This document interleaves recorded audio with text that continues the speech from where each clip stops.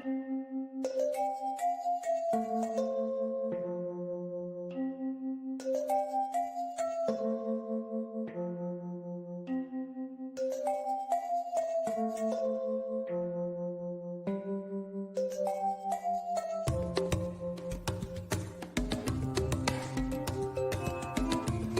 Birmingham Civil Rights Institute is charged with the idea of taking the lessons from the past and transferring them to our future.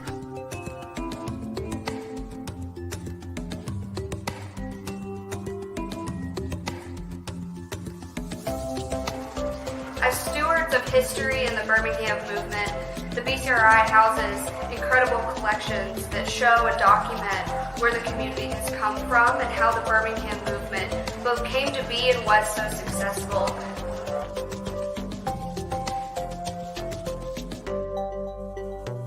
Civil rights and equality challenged today just as they were many decades ago. We are here to enlighten each generation about civil and human rights by exploring our common past and working together in the present to build a better future. The peaceful protest. They created what we're doing today. They created everything that their model of protest and activism is what we young people look at in order for ours to be successful.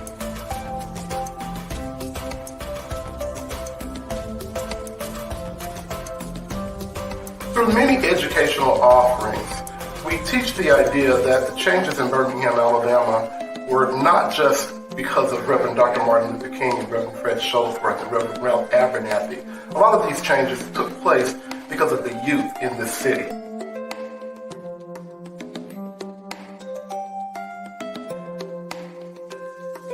We have BCAP, which is the Birmingham Cultural Alliance Project, where we visit middle school students and we take them through this history and through this narrative so that they can prepare to understand their role in society.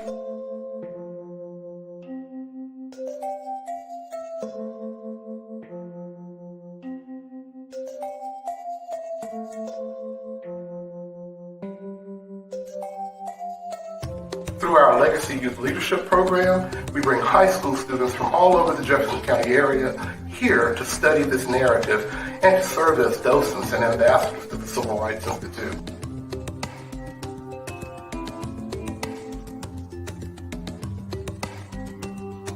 Hello, my name is Megan Millsap. Hi, my name is Mackenzie Millsap. And we are part of the Legacy Youth Leadership Program at the Birmingham Civil Rights Institute. To researchers and local students, from middle, high, and university students, they're able to come in and see where we've been so that they can go and be better stewards of Birmingham and our present and then our future. Knowing that Birmingham has so much to do and is part of the civil rights movement is going to be very important.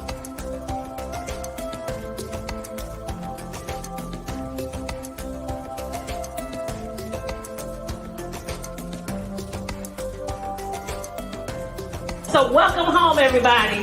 Happy Jubilee Day. Happy Jubilee Day.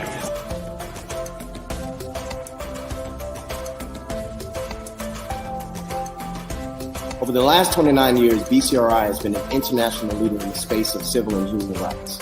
2020 has brought us a multitude of challenges, but also in that same breath, so many opportunities. The ways in which we've been able to implement technology, but also be innovative, has allowed us to be able to get to this point to where we are today.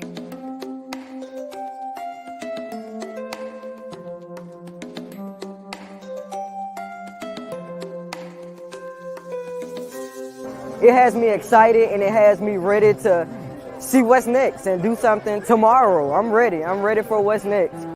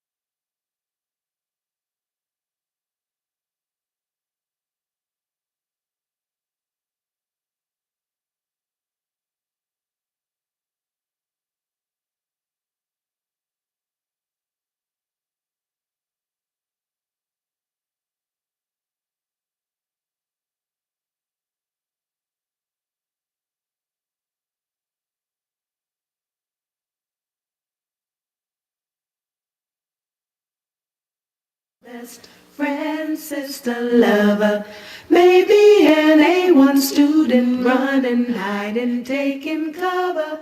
The women gather, crying, tears that fill a million oceans. It doesn't matter where you're living. The women gather, crying, tears that fill a million oceans. People say that in this neighborhood it doesn't happen here. Our kids have everything.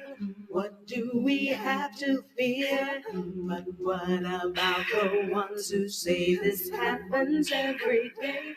Drugs and violence take our children. How much more death can come our way? The women gather, crying, tears that fill a million oceans. It doesn't matter where you're living. The women gather, crying, tears that fill a million oceans. Don't you know? Some bullets find their targets. Bombs can take you right on cue. Some in the hands of babies or officials and their crew. Claim the brother had a gun. She fit the profile in my book. Running, hiding, taking cover. Didn't take the time to look. Somebody's mother, brother, best friend, sister, lover. The women gather, crying, tears that fill a million oceans. It doesn't matter where you're living. The women gather, crying, tears that fill a million oceans. It doesn't matter where you're living. The women gather, crying, tears that fill a million oceans. It doesn't matter where you're living. It doesn't matter. It doesn't matter. It doesn't matter where you're living.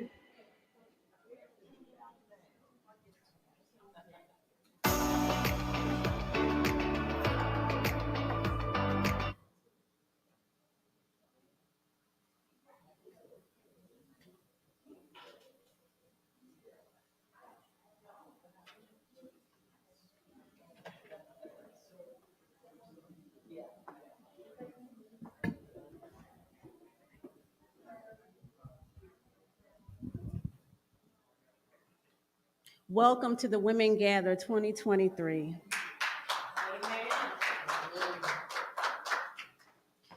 My name is Una, and I'll be here ushering you along through the river of words and sounds, and through the poetry, through the music, through the dance, through all of the expression that we're going to have with us tonight. So I'm very excited that you all are here. So give yourselves a hand. Now, before we go on, I just want to say a few things. Someone said, you're having an event called The Women Gather. Are men allowed? I said, yes, men are allowed, definitely. So the Women Gather has been going on for several years, and this is a showcase of local talent, women who have been involved in the community in some capacity through the arts, through social activism, through education, through community service. So tonight we have a great example of all of these genres for you. Tonight we're going to have poetry from Salam Green, Ruby Archie, Bridget Watson. We're also going to have poetry from Dr. G, from Andrea Whitfield, from Tania Russell, from Shirley Farrell, and a few other poets that we're going to surprise you with.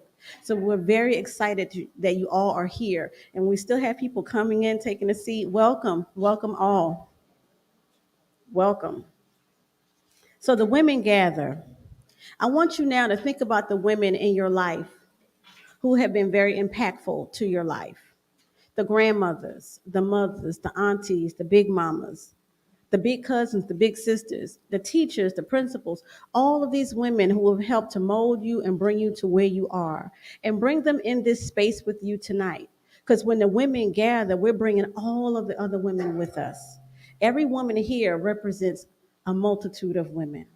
So the women gather, and we gather, and we gather, and we gather. And tonight, we're going to be edified from all the women that are here tonight in service. Now, the Birmingham Civil Rights Institute is a community gym. Who's here for the first time? Welcome, welcome. Anybody else? First time? Welcome. So we have been here for 30 years. 30 years. Our anniversary was actually November of last year. We have been in this community for 30 years doing the work of civil rights, human rights, and everything related to access civil rights. Welcome. Come on. We have seats. There are seats in the front. I still see some people standing. Feel free to come forward and take a seat. So tonight we're going to go right into our event. Our first poet that's going to come to the microphone is none other than Salam Green. Now, for you who don't know, Salam Green is a local wordsmith. She does healing work through words. She is awesome. You're going to have a little taste of what she has to present. So without further ado, Salam Green.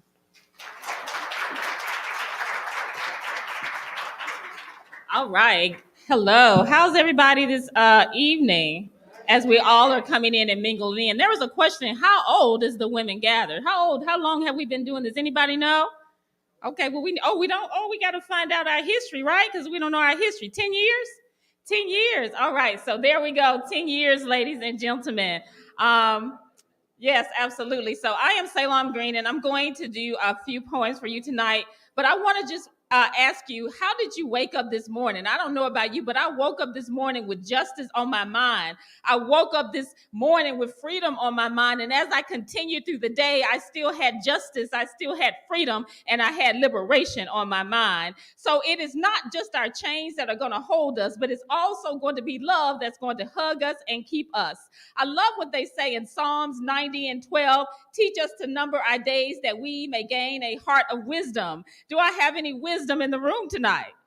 Okay, see, that's it. I'm glad y'all talking back to me. Well, you know, there's a whole lot of things that are happening in the world and a whole lot of places that we all could be. But I began to think about the Women Gathered, and I was wondering why I was first. And I was thinking also, I've been nervous all day, and I'm usually not nervous, and I've been working. But this time last year, and my friend Jacqueline Cockrell was with me. She called me, and she said, are you going? Can you come pick me up? And I said, girl, yeah, you know I'm going to come pick you up. I'm there. You know, I'm always on. I drove to her house and picked her up, her and her daughter. And then they got in my car and they said, your car messy. I said, you know, I know that. You just move that stuff over and y'all sit down. And she moved it over and they sat down.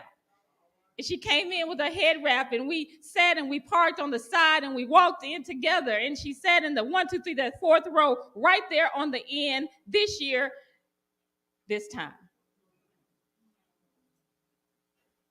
So I had to just pause there for a minute because that's my last memory of the women that gathered with one of my best friends who's no longer with us, but who is with us, who is in us, who is inner us, right?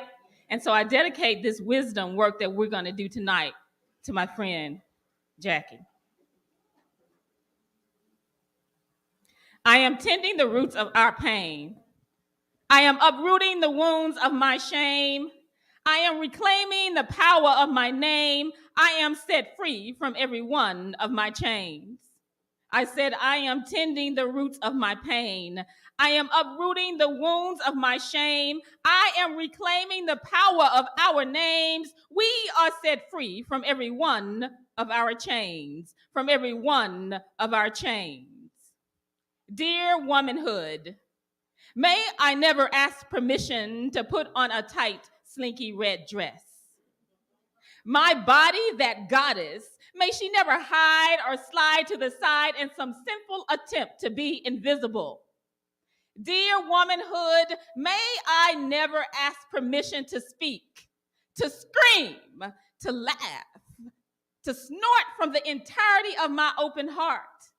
May my voice freely assume positions of loudness, positions of silence, positions of irritation, positions of crankiness, positions of authority, positions of guiltless ghetto fabulousness. Dear womanhood, May I embrace motherhood, singlehood, coupledom, without the expectations to cook for some people who can cook for themselves.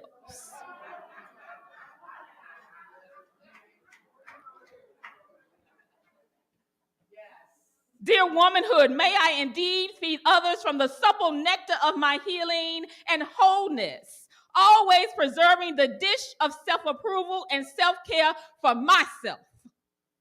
Dear womanhood, may I stand on top of mountains and twirl my fat to the sun while barefoot. Dear womanhood, may I be crowned the high priestess of supersized fries and yummy, delicious thick thighs. Dear womanhood, may the knowledge I have gained through my existence be used to cause fire and storms across this globe. Dear womanhood, may I reclaim my beloved position as the beholder of this earthly and heavenly life. May I engage in slow eating and slow living and slow dancing like a wild person in the rain. Dear womanhood, may I never request permission from you ever again, as permission was given the day I walked in stilettos and calloused feet and grew courage like ripples in the most deepest of oceans. Dear womanhood, it is my pleasure to reintroduce myself. I am the baddest, fairest, most beautiful in the land. Here to reclaim my beloved thorn as the sage of great, as the sage of good enough, as the sage of divine, as the sage of creator, as the sage of feminine. Oh, wise, dear womanhood, may it be known from sea to shining sea, from the states and abroad, that this universe is yours, that this universe is mine, that this universe is ours. And may wisdom be our everlasting guide, our home, sweet home, our home, sisterhood home, our home, sacred home. Thank y'all.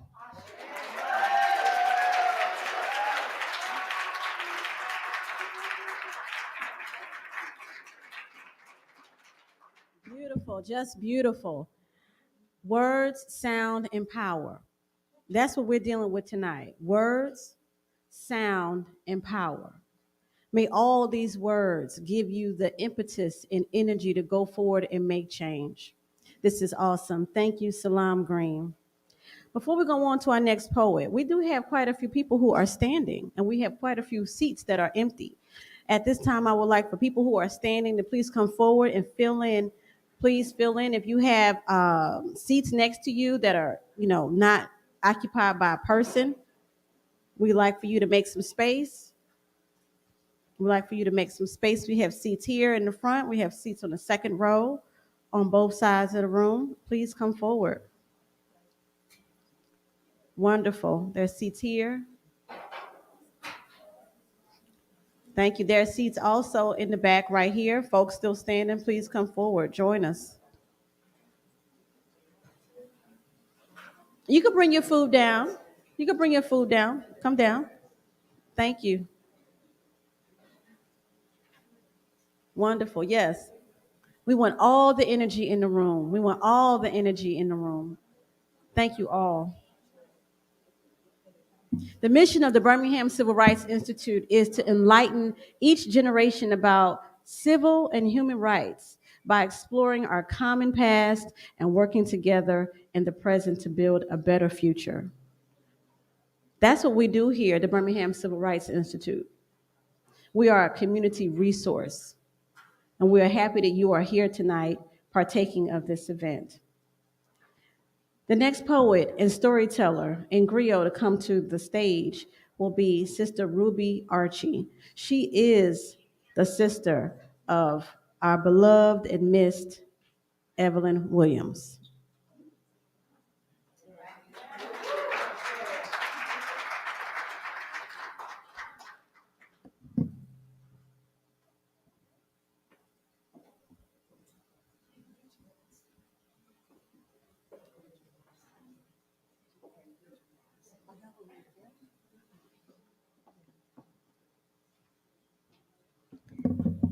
Miss Bridget Watson will also join Miss Ruby Archie in tonight's presentation.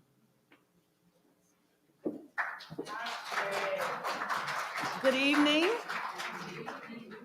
We are truly grateful to be here. I'm Ruby Dilworth Archie, along with my daughter, Bridget Watson, that drove over just recently from Georgia to be here to participate this evening. Keeping in mind the theme for Women History Month, celebrating women who tell our stories. To that end, I will share two poems written by Evelyn Dilworth Williams, my sister, from the book entitled Panola, My Kinfolk's Land, which is one of her 4 published books of poetry that tells the story of women around the globe. Evelyn Dilworth Williams was an original member of the Women Gathering, one of the first to participate.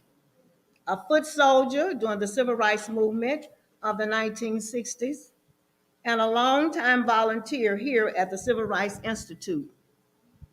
She beautifully penned poems that told stories of our mother, as well as those of countless women around the world, and truly the village mothers, who are affectionately called mother, mama, Madia, big mama, grandmama, nana, and granny. In today's contemporary society, many women are endeared with titles of Gigi, Mommy, Nini, Oma, and Bibi. Bibi is grandmama in Swahili, and Bibi is right here beside me. That's my grandmama. To that end, I will begin with the first of 2 poems, and Bridget will follow. First title, Mama's Morning, followed by I Know Her.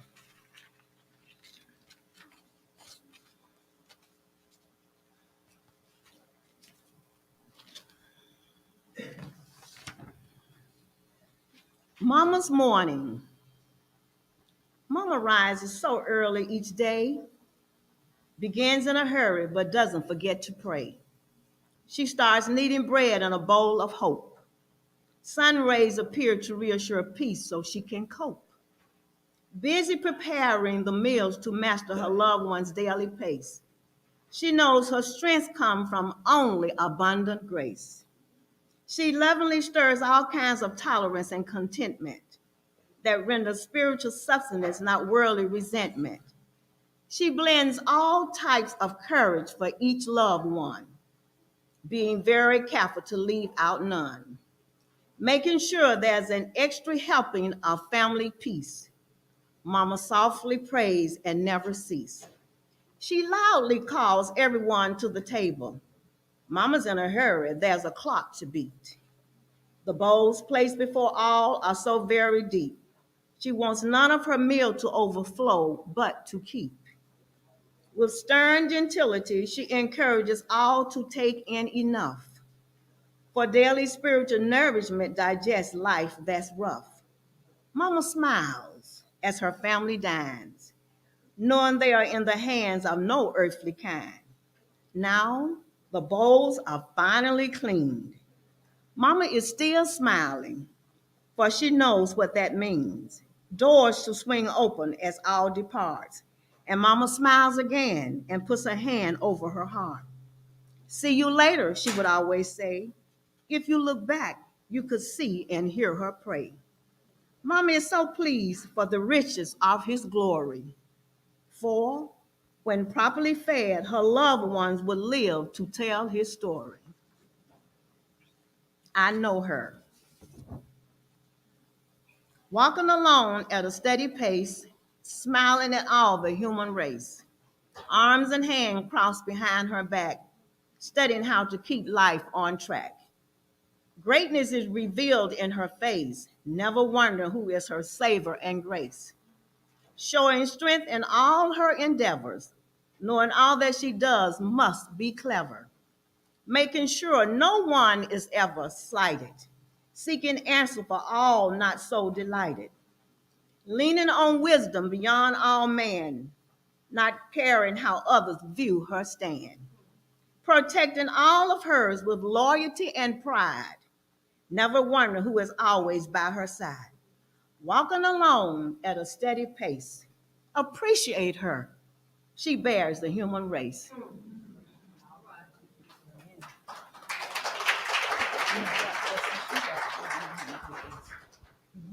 Good evening. It is truly an honor to be here, and I thank you for your attention.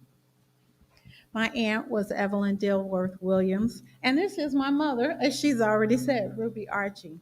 It is truly a pleasure to be here. I'm going to read a poem written by my aunt, and the reason I want to read this poem is because I'm from a family of great women and men and great men. And I have such an appreciation for how they would set the table. Now, these women that I'm speaking about did many things. They had many skills, many talents, many abilities, many strengths.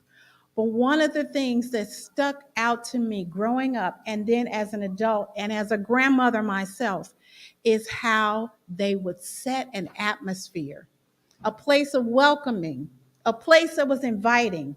You know, those times when you've gone to Sunday dinner at grandma's house or at your mother's house or at auntie's house, someone's house where you gathered and you were surrounded by love. Well, that's what this poem is about. And I think we can all relate. Sunday dinner is the title of this poem. A day of chicken and dumplings served on a pretty plate.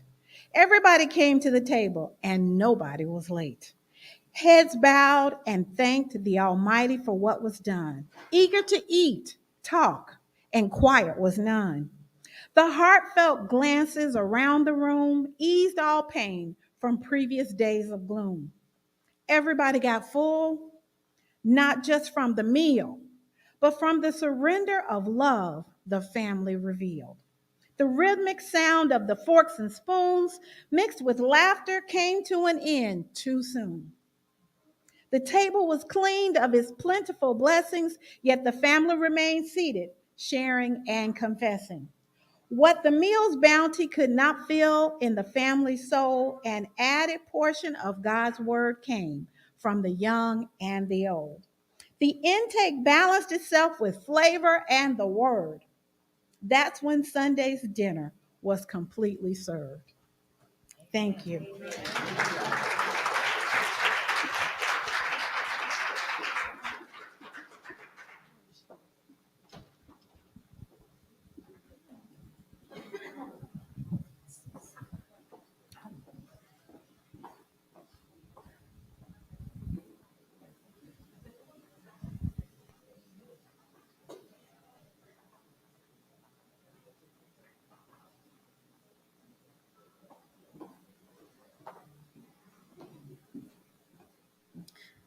Let's have another hand for our poets.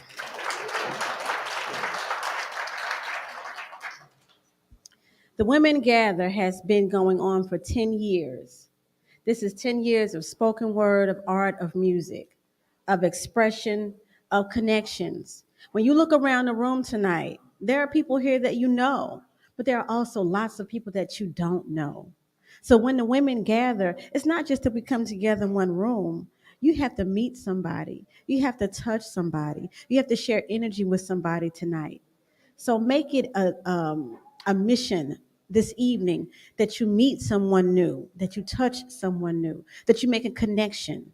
So next year, when the women gather, we gather even stronger. So let that be something for us this evening. Now, we're going to bring another poet to the stage. We have a poet, a professor, an actress, a screenwriter, and also a doctor.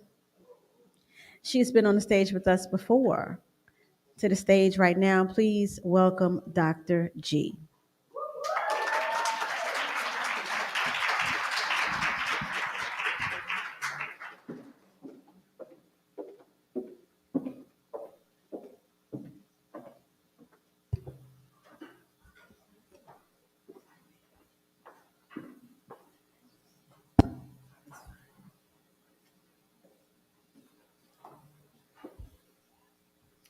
I didn't learn to be quiet when I had an opinion. The reason they knew who I was is because I told them. Ursula Burns, the CEO and chairman of Xerox. My name is Dr. Gabrielle Jones, and I am a director, professor, and writer. To thee, O liberty, but for me, I still salute Sojourner Truth, who looks just like me. Raise your right hand to tell the truth. Clench it as a representative of the culture. A culture who takes movements for demonstrations of disapproval. So take a knee, wear your natural hair, and how dare the critical race theory can't be mentioned in specific rooms, public gatherings, or even as historical facts around the USA. But who am I? A Black woman delivering our State of the Union address. This may offend you, but more than usual, I have to tell the truth.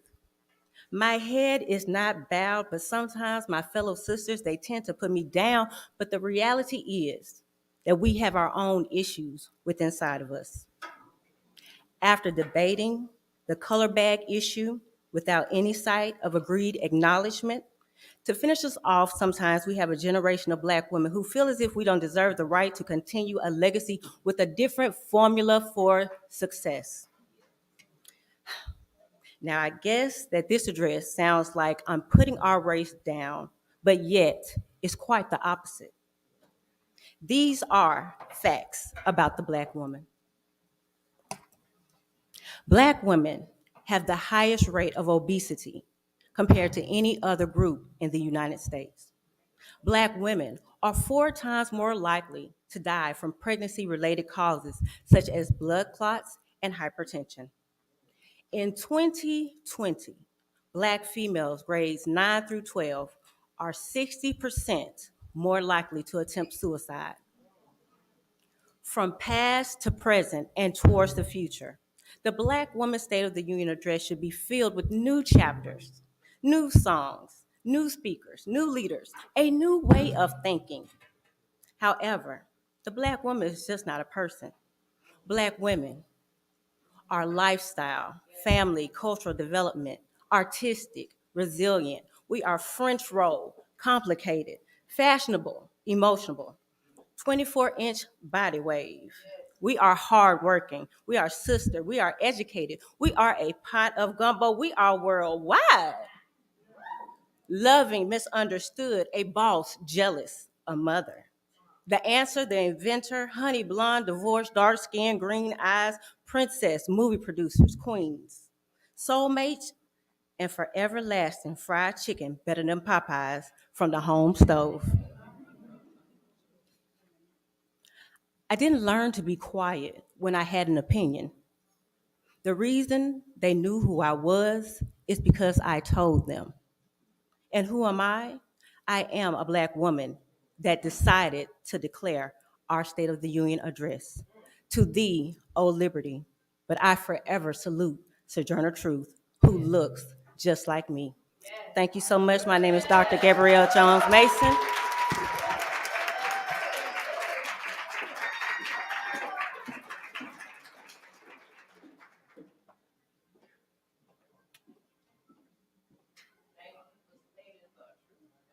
Just awesome. Absolutely awesome. The State of the Union. The State of the Union. This is beautiful. We do have more people coming in. Thank you so much. This is a beautiful night. I love it when we run out of seats. That's a good thing. All right, welcome. Tonight is a night of vision. Vision on the inside. Vision of words, vision of sound, and vision of power. You just heard the State of the Union. What is the state of your union? Where are you going? What are these words doing to you on the inside? When you leave here tonight, will we be our sister's keeper? Will we be our sister's keeper? Because the women are gathered. The Birmingham Civil Rights Institute has a vision. We stand strong as the cornerstone of the civil rights story, a living memorial with an ongoing mission. Now, remember, our mission is to enlighten, our mission is to educate, and our mission is to build. When we have these events, we are enlightened, we are being educated, and we are definitely building. Thank you for joining us tonight. Our next poet to come to the stage is another storyteller, wordsmith, and author, Miss Tania Russell.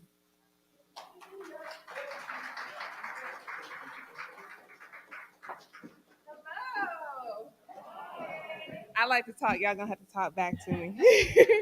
My name is Tania Deshawn. That means Queen to whom God is gracious. I live that, love that. So repeat after me. Say, I am loved.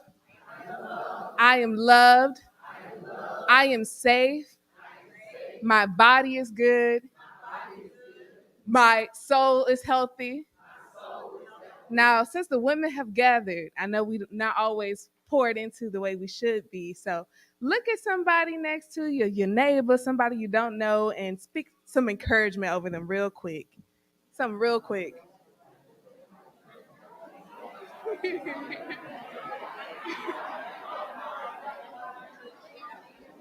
Okay.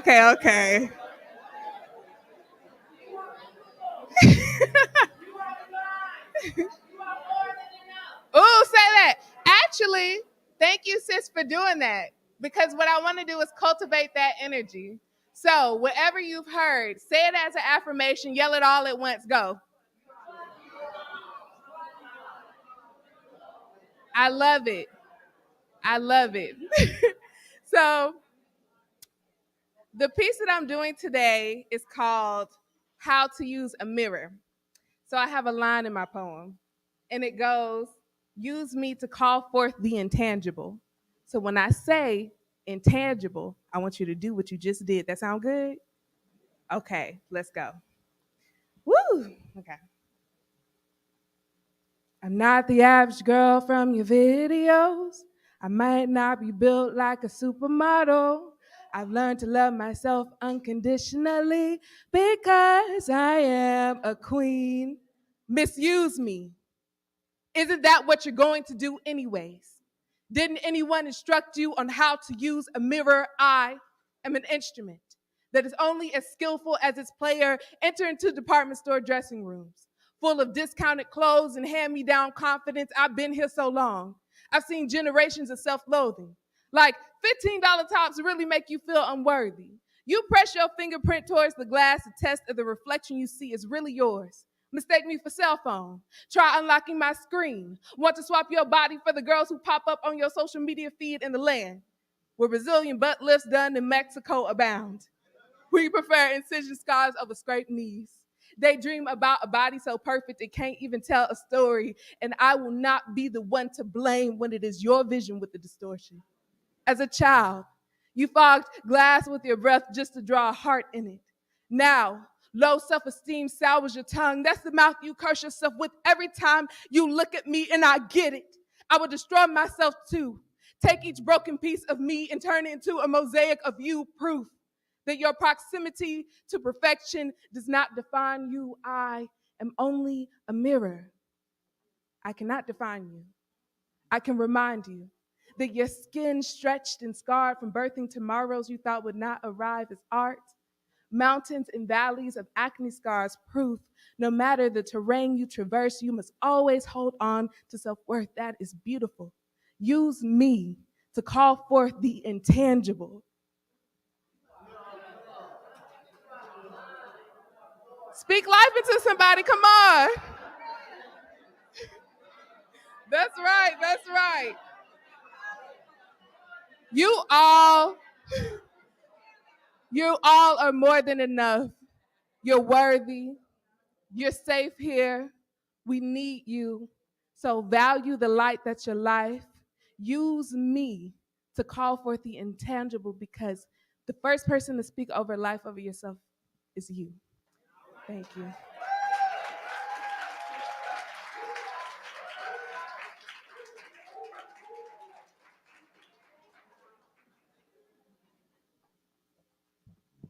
So she said, "You are bold, you are beautiful, you are divine, and what else? Wonderful, you're magnificent, you're needed, and you do really represent the intangible." The intangible is the energy that is going through this room right now. We cannot grab it, but yet it is here. We feel it. It is in us. It is around us. It supports us. So, really, you are divine. You're having a divine moment as we exchange this energy. This is beautiful. The Birmingham Civil Rights Institute is here to preserve and tell the story. The Women Gather has been telling the story for 10 years. We're going to continue with this story tonight. The next poet to come to the stage is Miss Andrea B. Whitfield.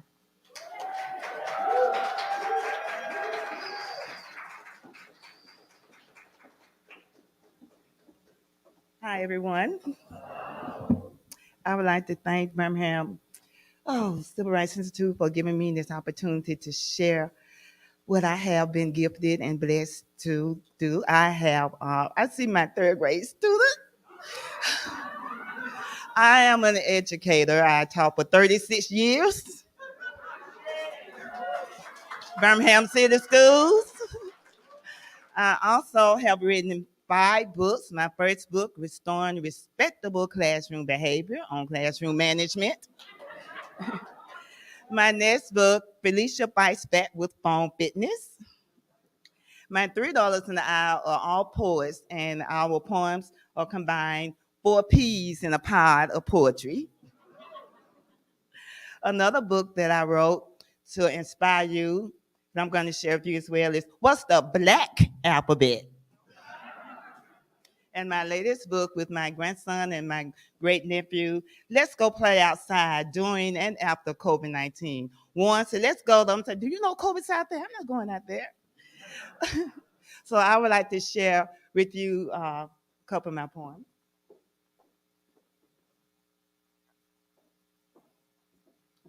The first is entitled, What Do You Do? What do you do? How do you make your dreams come true? Wanting to be somebody, wanting it all, wanting it now, wanting everything. But what do you do? How do you make your dreams come true? Hoping things will get better, hoping things will turn out right, hoping the negatives will disappear, hoping the positives will appear. But what do you do? How do you make your dreams come true?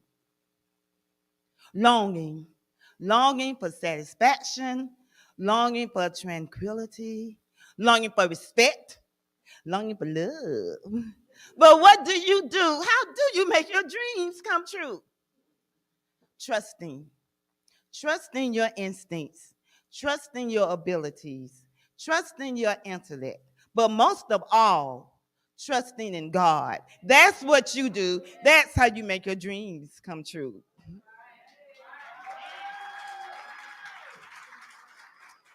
And again, like I said with my book, What's the Black Alphabet? I would like to share that one with you as well.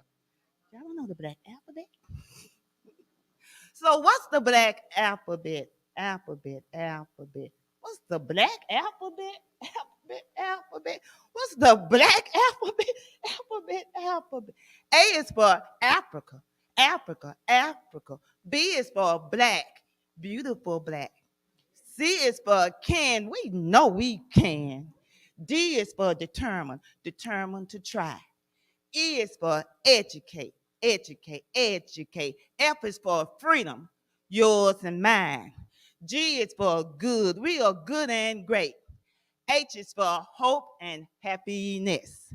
I is for increased awareness and blackness. J is for justice for you and me. K is for the key to higher knowledge. L is for love and liberty. M is for Michelle, our first black lady. N is for natural, our hair is natural. O is for Obama, President Obama. P is for power, righteous black power. Q is for queen, an African queen. R is for respect for yourself and each other. S is for strength, the black man's strength. T is for tomorrow, a brighter day. U is for united in every way. B is for victory, victory, victory. W is for why. Why should we wait? S is for extra, we try extra hard. Y is for young, gifted, and black. Z is for Zulu and African tribe. That's the black alphabet, alphabet, alphabet. That's the black alphabet, alphabet, alphabet. That's the black alphabet, alphabet, alphabet. Right on. Thank you.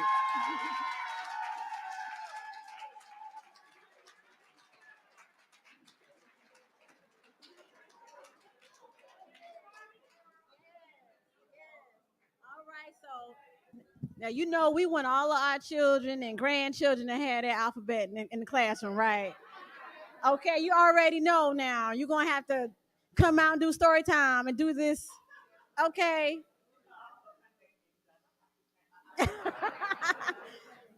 So we are talking about being great stewards of the word. The Birmingham Civil Rights Institute is a great steward of cultural icons and resources. And all of the poets that you see here tonight are cultural icons, and they are resources for the community. Let's give them all a hand.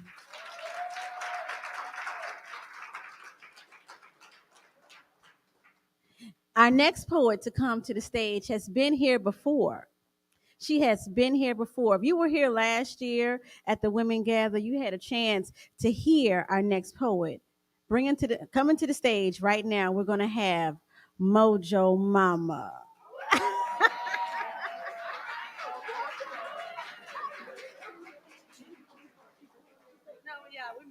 Yes, ma'am. We were late, but we made it. Okay, I have been part of the Woman Gather on and off since its beginning. I've been so grateful and honored to be included in this wonderful event. And today I'm going to be doing some poems from my new book, which is called An Art, a Craft, a Mystery. It is a novel written in poetry that tells the story of two of my ancestors who were indentured servants in the 1600s, who paid their way by putting themselves into servitude for 7 years from London after the plague, and they lost their families, so they came to the colonies. And they were indentured in the home of a woman named Anne Hutchinson, who was a preacher and a spiritual advisor at a time when the Puritan men did not like that. And she was actually eventually thrown out of the Massachusetts Bay Colony in the middle of winter and sent on her own. But this is a little background to this. I'm going to read two poems. One of them is a poem in the voices of the two governors of Massachusetts Bay. There was a very liberal governor, and then after that, a very evil conservative governor, kind of like what just happened here recently. And so history repeats itself, but we don't want to know that because that's too woke, right? All right. So this poem is the woman was named Anne Hutchinson, and this poem is in the voices of the two governors arguing with each other about her. So it's the Hutchinson debate in the voices of Henry Vane and John Winthrop. Come along. I'll bring you to a woman who preaches better gospel than your black coats. Dangerous errors. A woman of another kind of spirit who overstepped the boundaries of the kitchen and the nursery, has had many revelations, renowned as a sympathetic healer, capable of helping women raise families in this hostile world. An open door to sin. She supersedes the Bible, the church, and the ministers. A woman who healed them, who talked to them, who led them, endowed with magnetism, the breeder and nourisher of all distemper. As much as 80 women come to her, hanging on her every word. She's more bold than any man, resolving doctrine, explaining scripture, one with God's grace in their heart cannot go astray. Laws and edicts are ideas proper only for men, for those with a personal union with the Holy Ghost. This assertion of personal communion with God is rebellion. The free gift of God's grace needs strict discipline. Membership in the covenant of grace is not for the disorderly. Her knowledge comes from revelation with cunningly colored opinions. She is serene enough in her faith, she will not doubt the state of her soul. It's time for this woman to be subdued once and for all.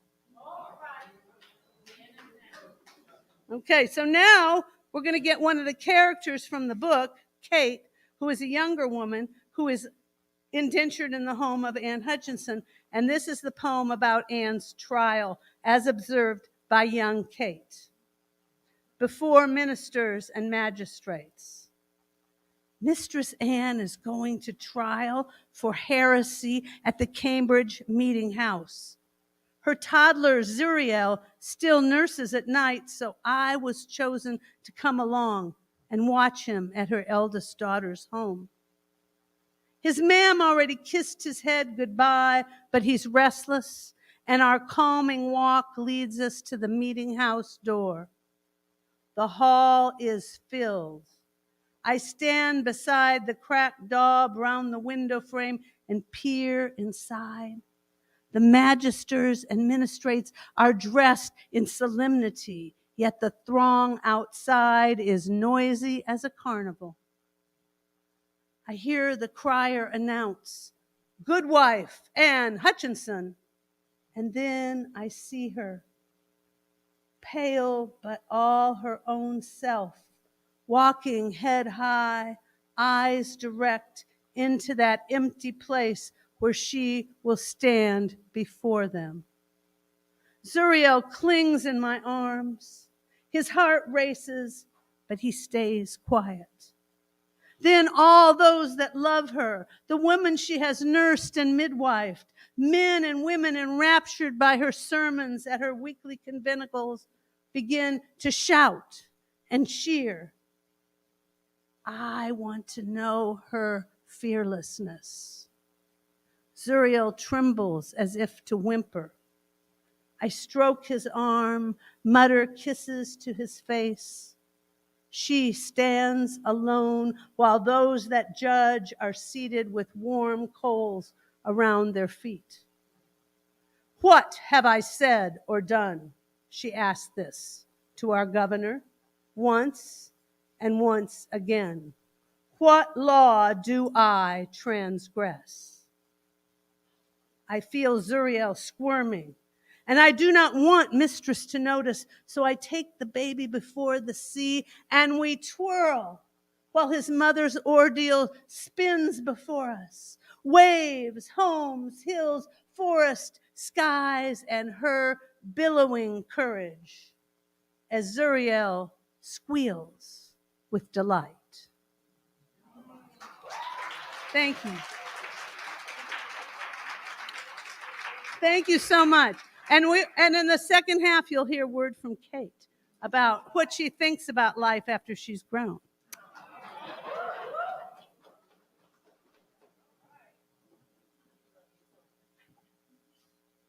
The griot is the storyteller, the timekeeper, the historian for the community and the family. You just had a little taste of a griot tradition. We anticipate part 2, Mama Mojo. Coming to the stage next, if you were with us last year, you had a chance to have this great experience. Coming to the stage next, we have a poem. But it's not just a poem because the person herself is a poem. Please join me in welcoming Dee Smith. Hello. How y'all doing? Y'all feeling good? This mic is hot. In First, I want to just say that Mojo Mama, along with myself and Shirley Farrell, are the last of the three original The Women Gathered that started in 2009. We took this show on the road down to Montgomery and back, and we started recruiting some more people. So look at all these beautiful sisters, new sisters, welcome. We love y'all. And if you know me, you know I'm extra. And it is never gonna change. All right. This piece I just wrote actually not too long ago, so please forgive me for reading. And it is entitled, Yes, I Am a Black Woman. Often stereotyped until materialized, becoming factual and generalized. I am scientific, even to science, with magical wisdom that makes one crave for my affection. I am an addiction. Yes, me, a black woman. I am wondrous, graceful, beautiful, and smart. A black diamond not to be worn, but adorned. Decorate my beauty with love. Embellish me with kindness. Equip me with trust, that I may become even more attractive to the world. Me, your black woman. And there will never be another to stand in my place. I cannot be erased, and I cannot be replaced.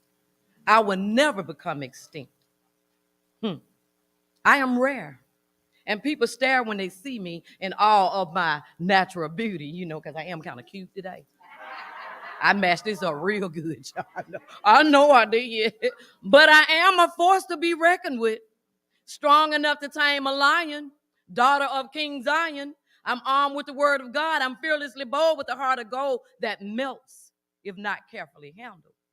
And although many see me as aggressive, rude, loud, ugly, and so much more, I am one of the most powerful beings on earth. I am the blueprint of all women, with melanin popping like a rock star. I am colorful, painted hues of brown, but I am not a color. Black is who I am.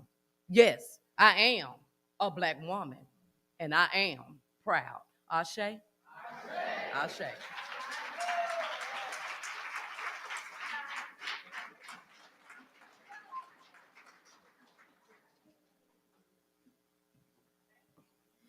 Ashe, Ashe, Ashe. So tonight is really awesome. The Birmingham Civil Rights Institute is the vehicle and location to create dialogue for change and for growth.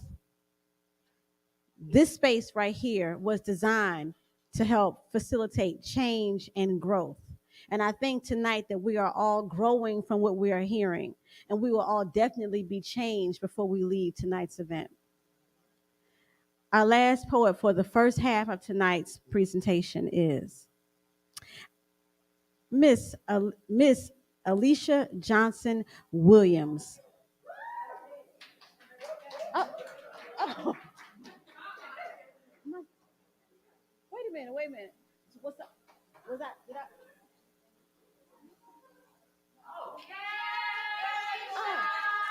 Okay, wait a minute. Okay, I thought y'all was trying to give me another message over here. Hold it. Oh, okay, hold it. So, okay, I'm sorry, y'all. Our next poet coming to the mic tonight is Miss Alicia Johnson Williams. Now, I want you to think about how we change the world. I'm giving you a little clue. How we change the world. How our walk, our talk, how our contributions, how our energy changes the world, literally makes people move, literally makes people readjust and refocus how they operate. Now, Alicia Johnson Williams, now I'm ready for her to come to the stage because she changed the world once and she's going to change the world again.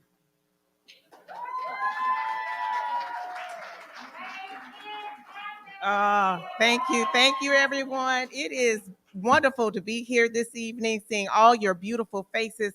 And I have to tell you, I haven't done this in a while, But I realize as I get older how important it is for us to be in these spaces together, supporting one another and championing one another's causes and purposes, because we cannot do anything by ourselves. No man, no woman. No woman is an island. And I could not do what I do without my sisters. I was actually raised as an only child, so having the sister spirit and camaraderie that I found in this space and so many other common gathering spaces has meant the world to me and has helped me to be all that God has called me to be. So I thank you. I thank you all. So I want to share a couple of pieces with you, and I dedicate this first piece to young ladies. I have had the opportunity to work with many young people, and you all know in the age of social media, it is important that they embrace themselves and they fall in love with themselves and who they are so they can be all that they are called to be. So the name of this piece is called Just Like Me. When I grow up, I want to be just like me, with big brown pretty eyes and a big brown nose, only bigger. Big luscious cherry chocolate lips, paper sack brown, golden sun turned cheeks, and brownish blackish nappy hair with curly knots at my kitchen like my grandma say I got when she tries to comb it, and boy does she hate to do that. When I grow up, I want to be just like me, cute, brown, and sassy. And I must keep my figure on me then. I want to have them big heavy bosoms like my mama. And a little bitty old waist like, well, not my mama, somebody else. Big rounded hips like Egyptian pyramids without the tips, and a big juicy behind, kind of like I have now, but only bigger like my mama and my aunties and grandmama and them African ladies on TV got. When I grow up, I want to be just like me, with a rough, raspy, rhythmic, commanding voice like an African queen. Kind of like I have now, but now I'm only an African princess. But when I grow up and be just like me, I'll be a queen like Netta Curdy, powerful and beautiful. And when I grow up, I want to be just like me. I want to walk with the grace of an African giraffe. You know, they walk with their necks stretched real tall and their heads held high. And I want my nature to reflect the serenity of the Sahara Desert and my gaze to be just as hot and dangerous. When I grow up, I want to be just like me. I'm pretty smart now, but then I'll be even smarter and my brain to be real full. And I want to have the power of Isis, the skill of Makeda, and the knowledge of the Queen of Sheba. My knowing who they are tells me I'm already on the right road to being me. Besides, by then, it would be too hard trying to be anybody else after being me for so long. So I decided that when I grow up, I want to be just like me.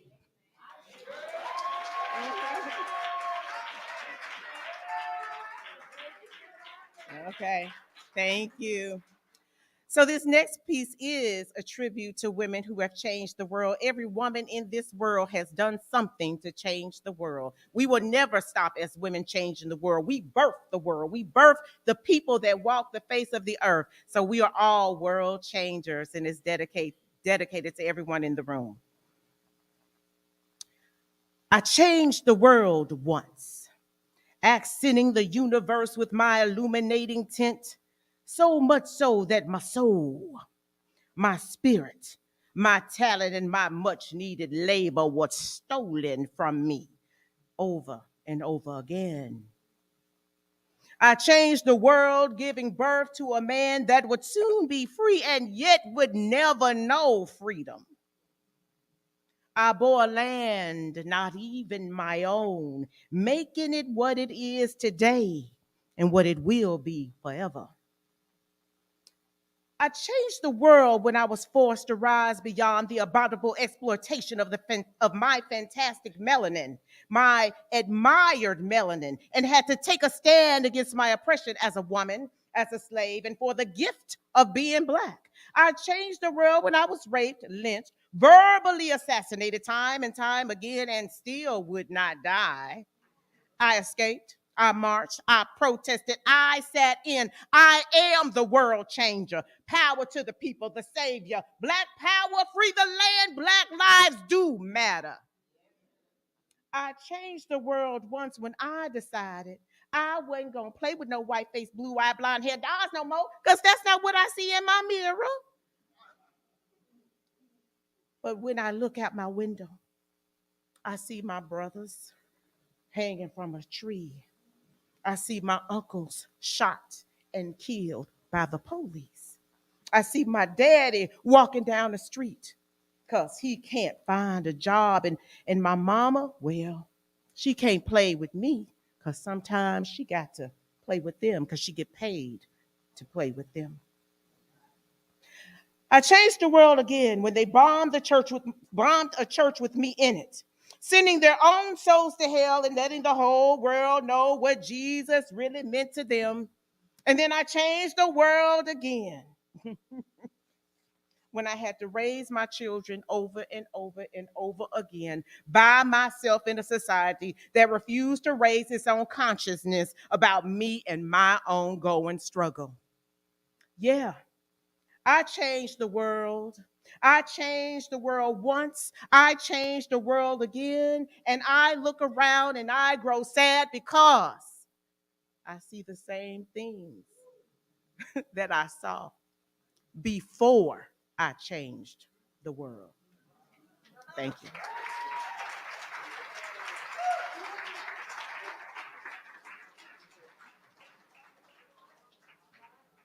Now, I think we could do better than that.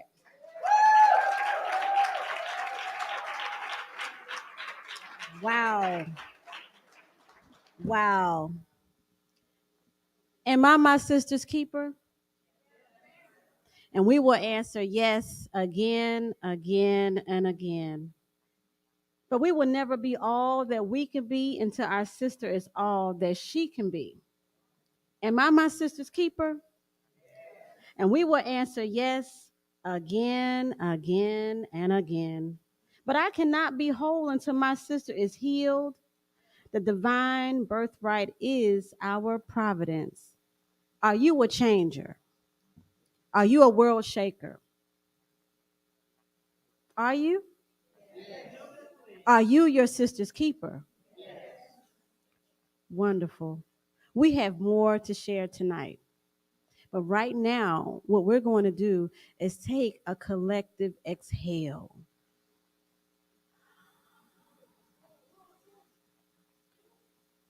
Let's do that one more time.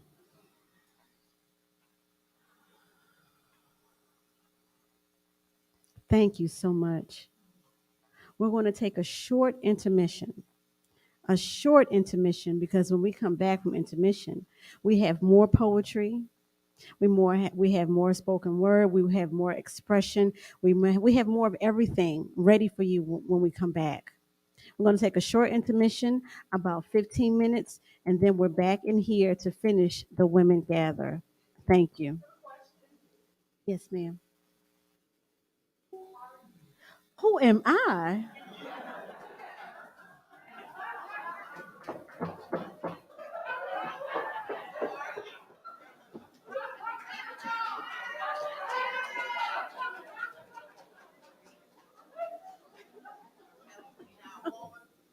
I'm Una, the number one. Ashe. So I work here at the Civil Rights Institute, the Birmingham Civil Rights Institute. I do a few things here for you. The first thing I love to do is to meet you, get to know who you are, and bring you into the family of the Birmingham Civil Rights Institute. So we have a family of people who are volunteers and people who are supporters and people who are members and people who are here making this place their second home. So I help to facilitate that relationship. And so I really love what I do. I do. So like when people come in and they like, oh, I want to volunteer or I want to know more about such and such. Sometimes they come to me because I'm upstairs in the galleries a lot and up in the rotunda. Sometimes they may come in the gift shop. Sometimes they may come in through the front door and end up in the education department. Sometimes they come in and do all these things. So I kind of work in a, I'm like a spoke in a big wheel here at the Institute. So I do have some of my volunteers here. I have some of my sisterhood here tonight. And now all of you are my new friends. But I am Una, the number one. Yes, thank you. Yes, ma'am. So now we still have lots of food and we have cool drinks outside. And remember, the challenge is you're supposed to meet a new person, a new friend tonight. So we have about 15 minutes to do all of that before we come back for the second half of the Women Gather. Thank you. Oh, and don't forget, we do have vendors. There are vendors over in the other gallery. So we have a few minutes. Visit our vendors as well. Thank you.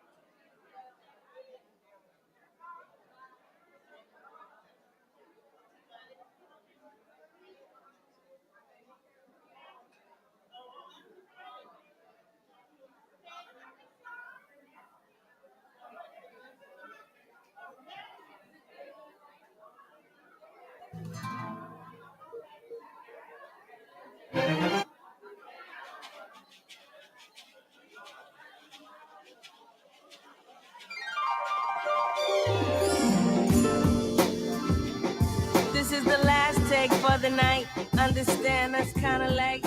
And I gotta get home to my son, cause he's so special to me. I mean, I gotta see him, I need to breathe him. That's my baby, don't call me crazy. I love the studio, but I love him more. Let me give you what I got, so I woke up in the morning feeling fresh to death. I'm so blessed.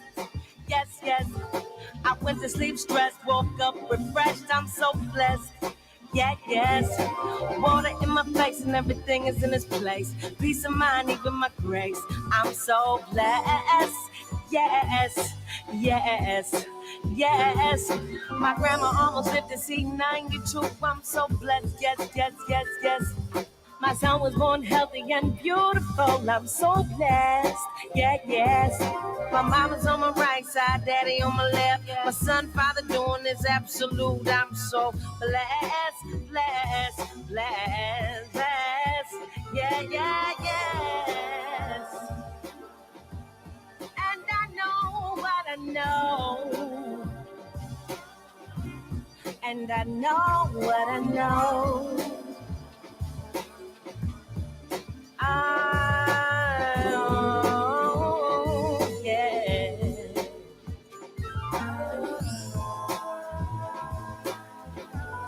Yeah, yeah, struggle gon' happen. It's just the way it be. Ain't nothing coming easily in this life. Sometimes you gotta work and you gotta grow and it gotta hurt. I'm sure you know. Take a look around. Woke up this morning listening to this song. You're so blessed. Yes, yes. Gonna rock this joint all night long. It's so blessed. Yes. To be up in here with our hands up in the air, waving like we just don't care. We're so blessed. Yes. Yeah, yeah, yeah.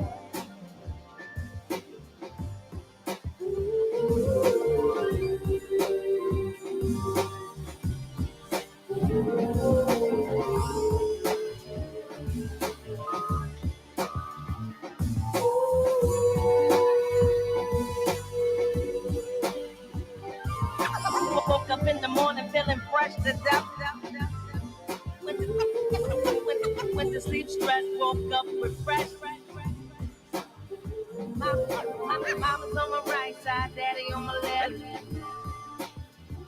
I'm so blessed. Yes, yes, yes.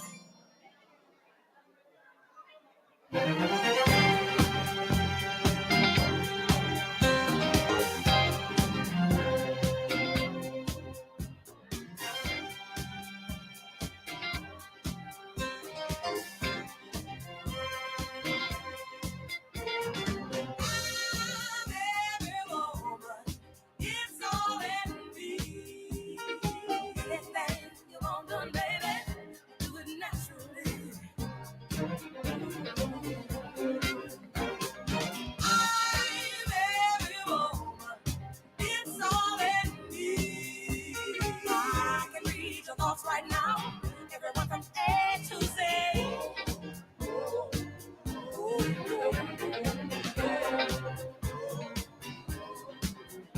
I can cast a spell, secrets you can't tell.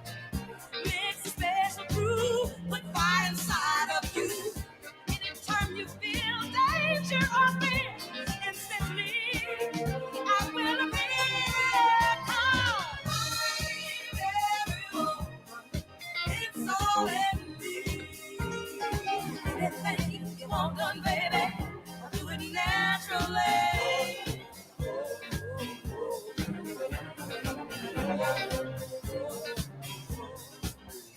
I can sense your needs like rain onto the seas. I can make a rhyme of confusion in your mind. And when it comes down to some good old fashioned love, that's what I got. Let me hold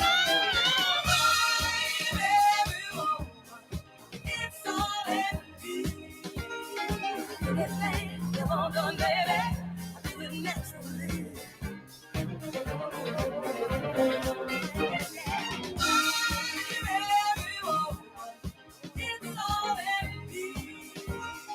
I can read your thoughts right now. Everyone from A to Z.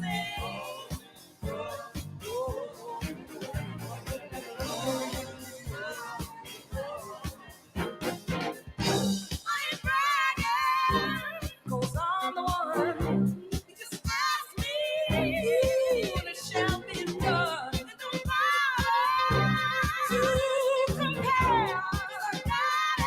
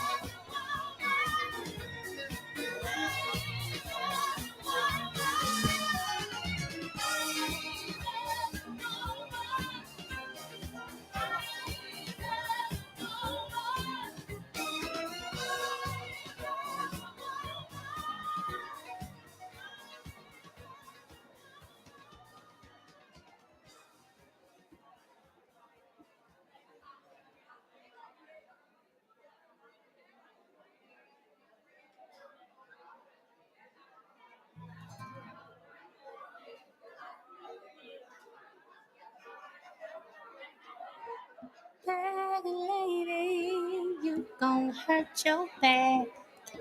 Dragging on them bags like that. I guess nobody ever told you all you must hold on to is you, is you, is you. One day, all them bags gon' get in your way. One day, all them bags gon' get in your way. I said one day, all them bags gon' get in your way. One day, all them bags gon' get in your way. So act like, act like, act like,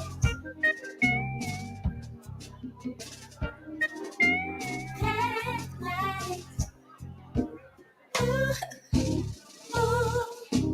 Man, lady, you gon' miss your bus. You can't hurry up, 'cause you got too much stuff. When they see you coming, niggas take off running from you. It's true, oh yes they do. One day he gon' say you crowding my space. One day he gon' say you crowding my space. I said one day he gon' say you crowding my space. One day he gon' say you crowding my space. So act like, act like, act like, act like.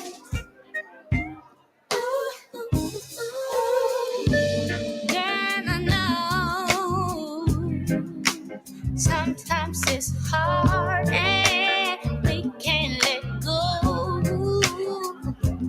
Oh, someone hurts you, oh so bad inside. You can't deny it, you can't stop crying. So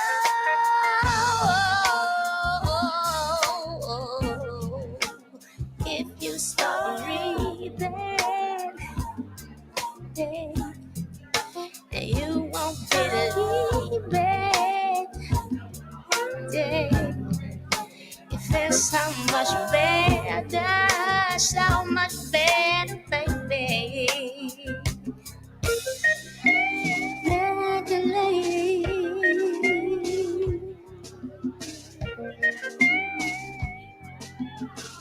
Let it go, let it go, let it go, let it go. Girl, you don't need it. Bet you love me better.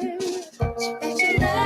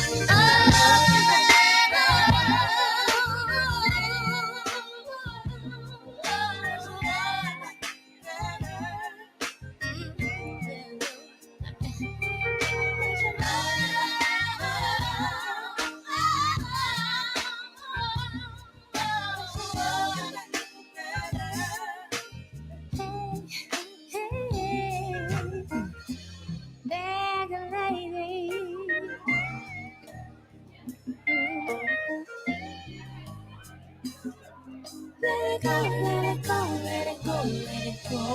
Ooh, yeah, you don't need it.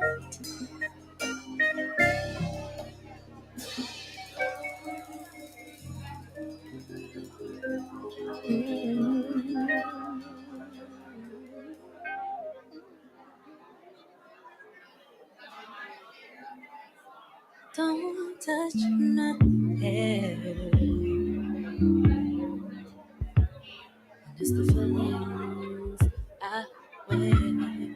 Don't touch my soul. It's a rhythm I know. Don't touch my crown.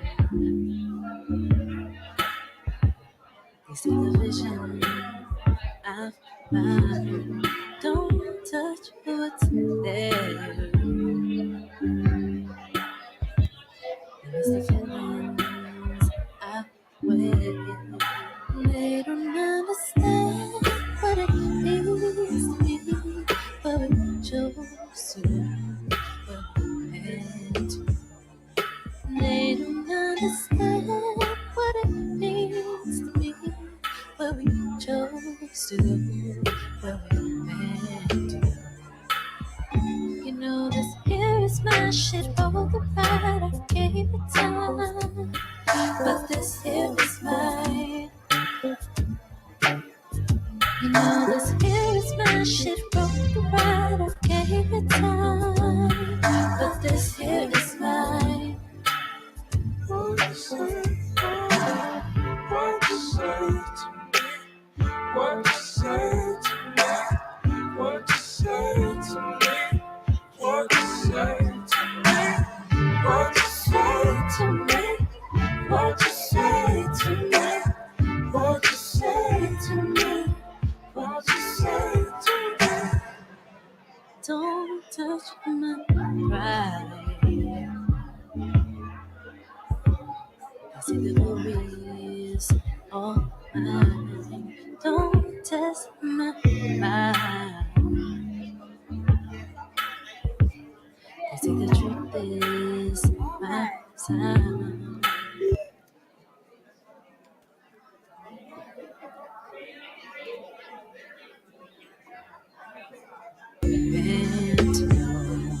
They don't understand what it means to me, but we chose to.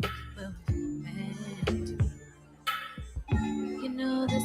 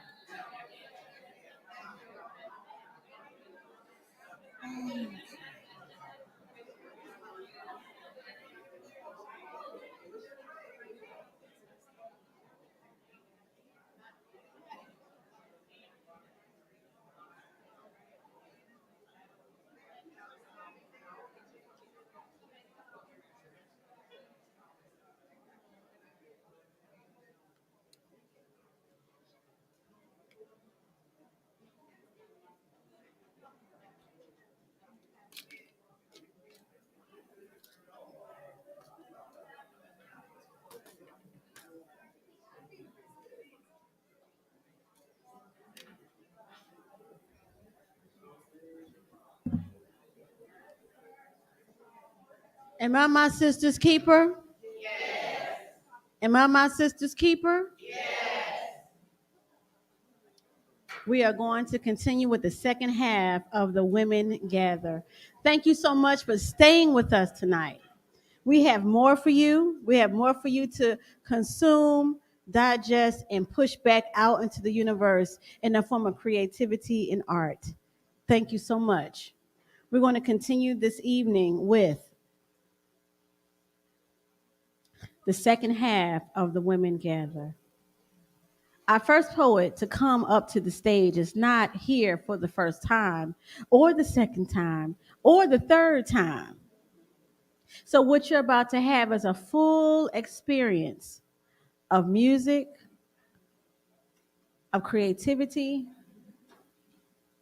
of enthusiasm, and of passion. Please join me in welcoming to the stage Shirley Farrell.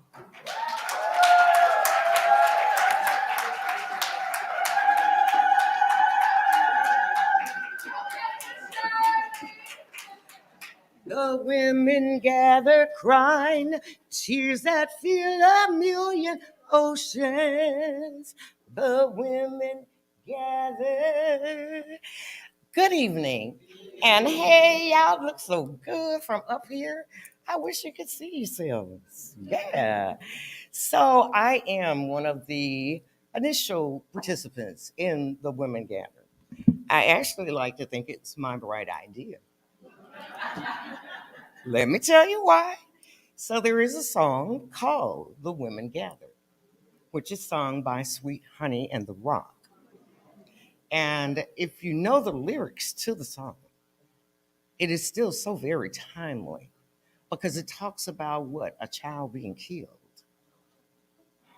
It talks about all of the things that are currently going on in our communities, and sadly hasn't changed. But when the women gather, crying tears that fill a million oceans, if we just put those tears to work like at a grist mill, we turn that wheel, we can make some changes, women, when we gather. I want to start tonight, though, with a tribute to a soldier who I don't think anybody really thinks of her as a soldier, maybe but me, and that is Sarah Riddoff. Sarah was the fifth little girl during the bombing at the 16th Street Baptist Church. And for years, the media and it seemed the community forgot her, concentrated on those who died. And yes, we mourn.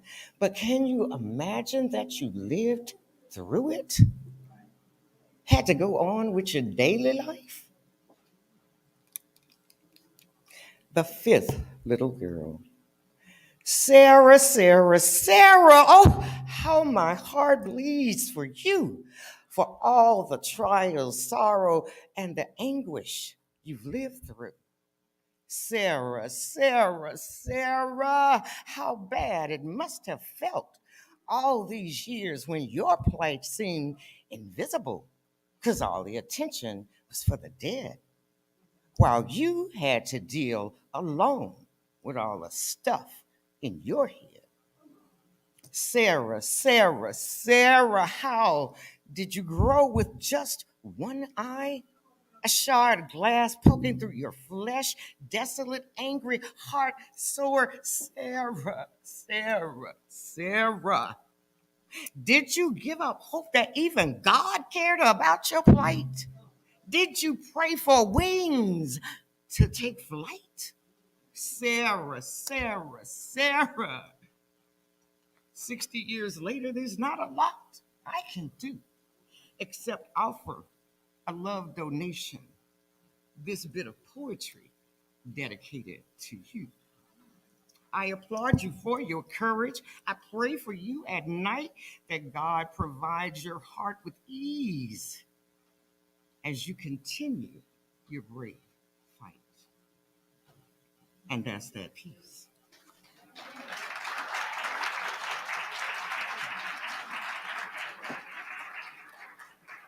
So we're kind of going on in the same vein. Yeah, I'm gonna say the song for last. Okay, that's the a song. But this one is for again my sisters, because that's why we're here tonight, right? We're honoring women. Have you ever really considered what it must have been like to be Rosa, Asada, other sisters in the fight, going out to work at low dignity destroying jobs, to be handled and fondled by every redneck Joe Bob? Have you ever wondered about their long days of meetings to way after midnight for people wish they never got paid. To risk everything, put it on the line, never knowing when the dynamite blew who it would be this time. They worked all day in Miss Ann's kitchen, listening when the white folks talked around you like you were a sofa or a chair. Had to submit sexually to Massa, Mr. Joe Bob, Mr. Charlie, too, depending solely on what the white man wanted you to do. Then they trudged home or rode at the back of some stank city bus to go home to tend the children, fry the chicken, make that tater salad, and then head to the church to take notes for the leaders who were almost always male. And then type up those notes, print them out, handle the marketing campaign. Y'all come on out. Get out the people by going door to door or sending the children out, but always in groups of 4. Buy the cardboard and the markers to make the signs with the money made from selling Sister Sarah's delicious homemade cakes. And letter them carefully for the leaders to hold up and smile as the cameras roll by. Have you ever considered the sister soldiers? How they struggled too and fought so that our lives would be better. See, somehow some wasted, like it was never a real cause. Have you ever considered the sister soldiers? When you're in the grocery store, department stores, hanging out at the mall, had it not been for their sacrifices, we wouldn't be allowed in at all. Just seems like a small thing these days, but it could have cost you your life back in the day.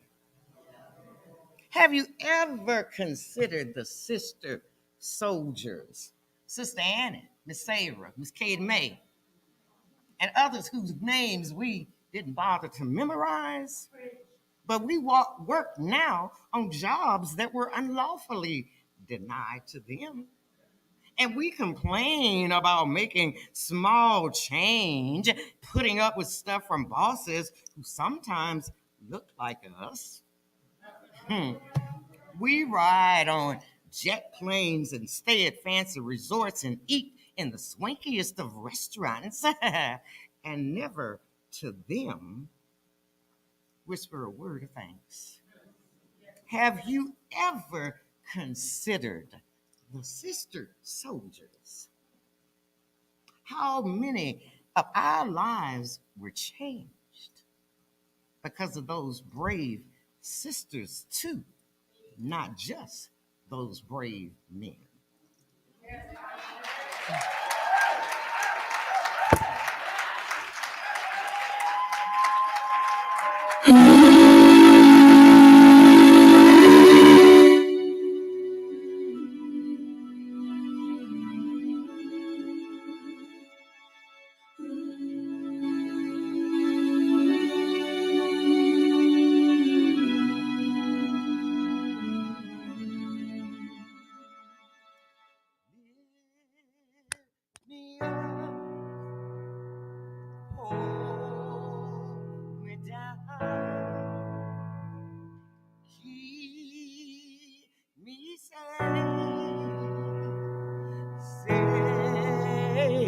And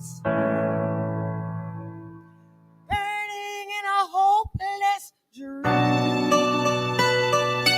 Hold me when you go to sleep.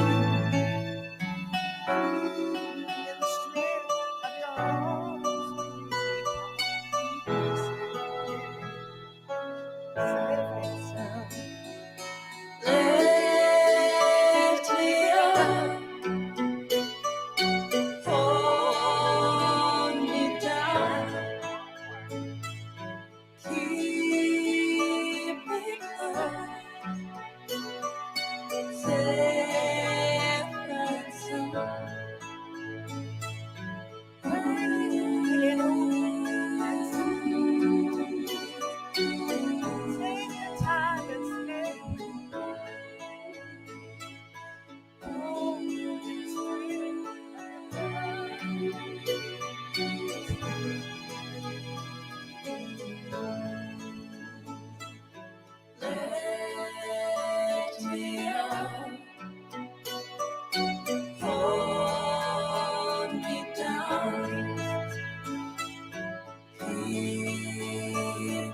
And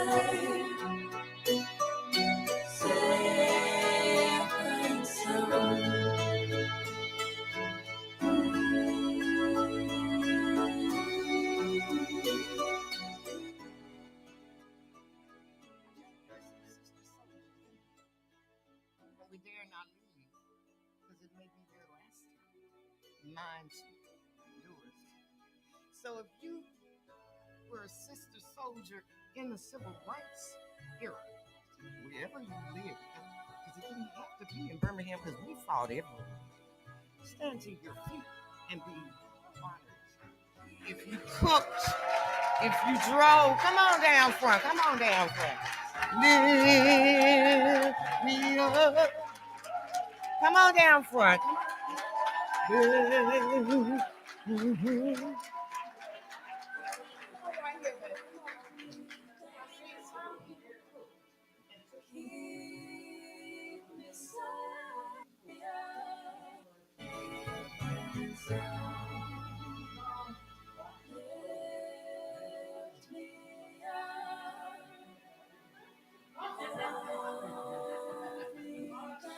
I said, lift me up, hold me down, keep me safe, safe and sound.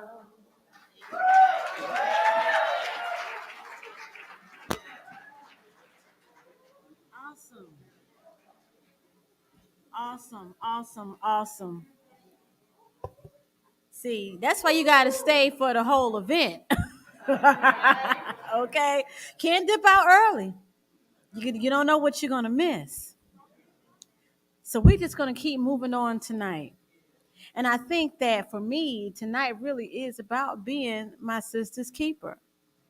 So we talk about the sisters who've done the work, the sisters who've done the work for years, that we can talk to them and hear their story and sit at their feet and get inspiration. This is beautiful. So the women gather is not just about the women that are here, but the women that are everywhere and the women that come from everywhere to this space here at the Birmingham Civil Rights Institute. So now we're going to bring to the stage. You're going to have a lesson in this next presentation as well. But now we're going to bring to the stage Sister Esperance.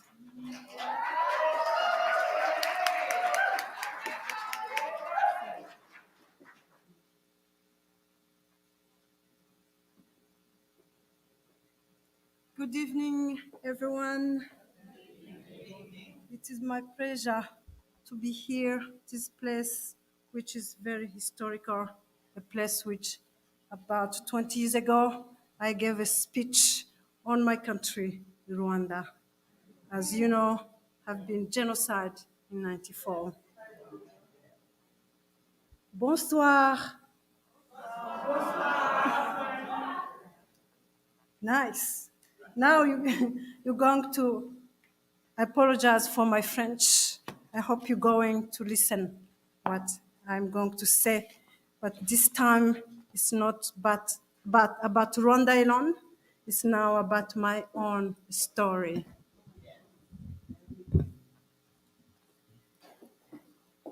Shirley poem, the last one, remind me of the women, the Rwandese women in my family. My mom, my paternal grandma, my great grandma, my aunts in Rwanda who fought for me to be here. Thank you. A Rwandan little girl, I am Esperance, and my name means hope. I survived 3 genocides in my country, Rwanda.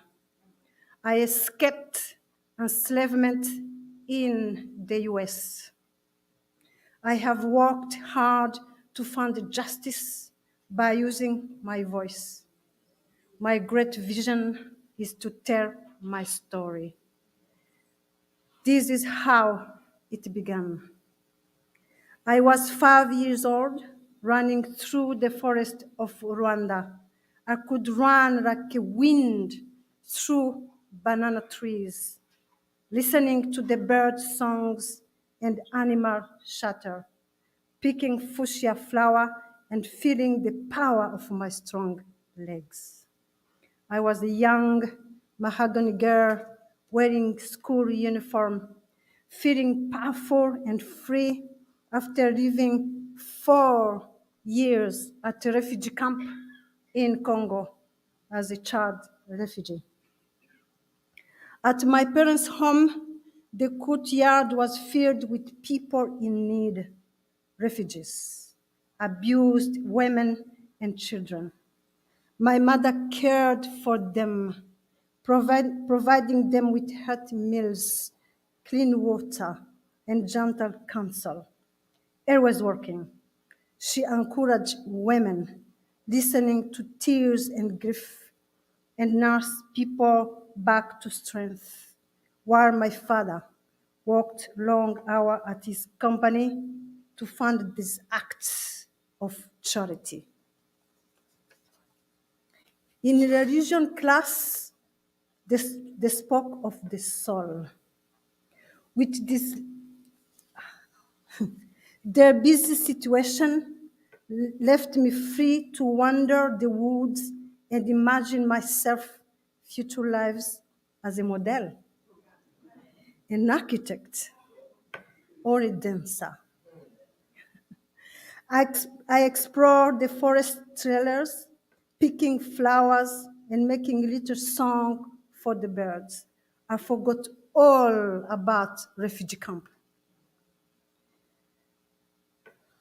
There are moments in life when one event can change everything. A moment of great beauty has the power to carry a person through despair. A moment so amazing can cover your soul in protection and open your eyes beyond the present. One evening, I was playing in my forest where green plants growed against the red earth, lost in imagination. My hand filled with hot pink flowers. I was watching a yellow and blue bird jump along the path. Bonsoir, bonsoir, petit oiseau, I sang to it. Suddenly, the trailer was lit with enormous light, a light that seemed filled with all colors, as if a rainbow surrounded me. I stopped still. I felt, I felt myself filled with warmth. I could feel my sight glowing clearer, as if I could see every bird, each butterfly wing.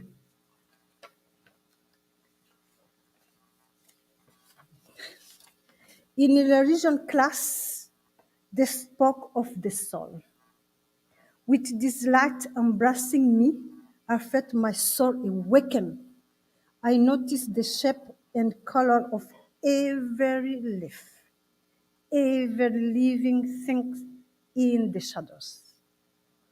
I felt what dreams, love, and faith, forgiveness, joy, grace, and hope really mean. I was transformed. I turned my running self to a slow pace, wanting to pay close attention to every step.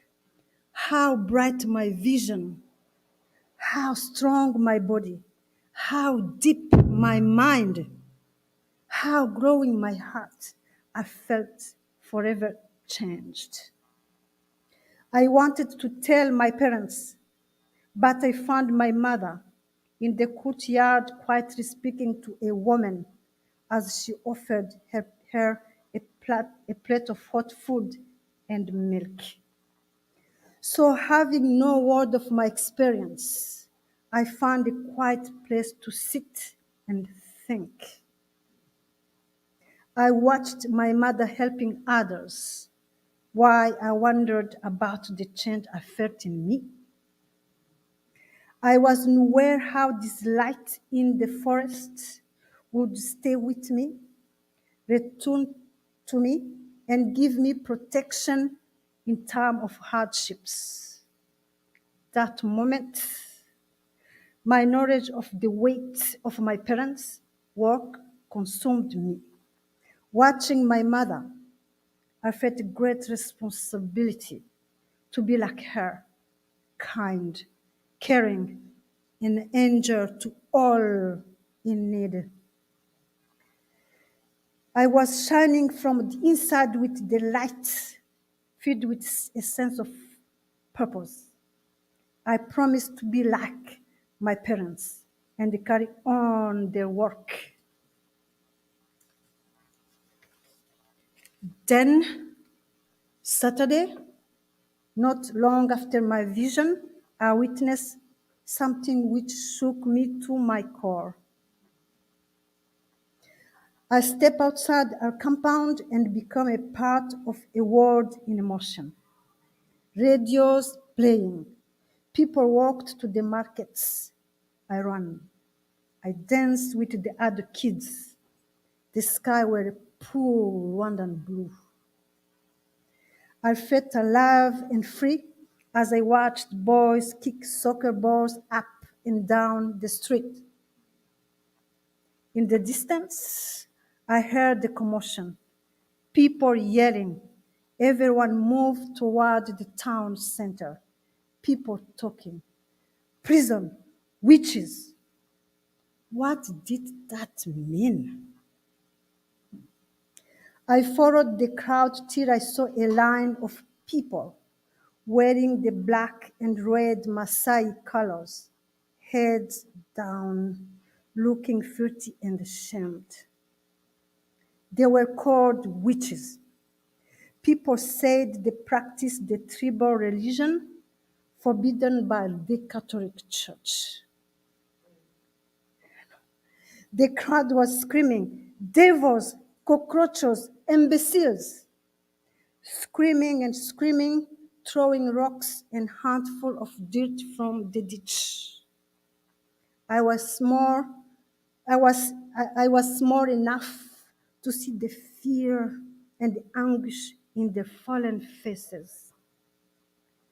Voices in my mind spoke, help them, help them. I start running and calling to the adults. Help them, help them, help them, help them. But no one noticed me. No one listening to a little girl begging to relief. My heart was breaking for their mistreatment and their shame. I was frantic. I became furious, knowing these people were being treated inhumanly. This was wrong, all wrong. But the little girl self could not change the crowd. I was powerless. I could not ease their pain. I ran to my parents. My father had carried a man and his baby to the hospital, and my mother was offering food to the people. Everyone too busy to hear me. I ran into the forest and sat beside a clear running stream. There I made a vow to God and the whole universe. I will never forget those women. I promise someday I will find a way to help those who suffer from injustice and abuse. Thank you so much. Thank you, thank you, thank you. Thank you, thank you, thank you, thank you, thank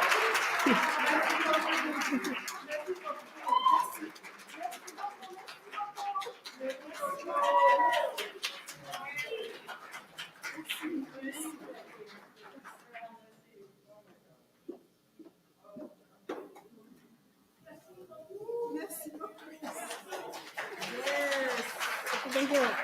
Thank you. Thank you. A book coming next year. A book is coming next year. A book is coming next year.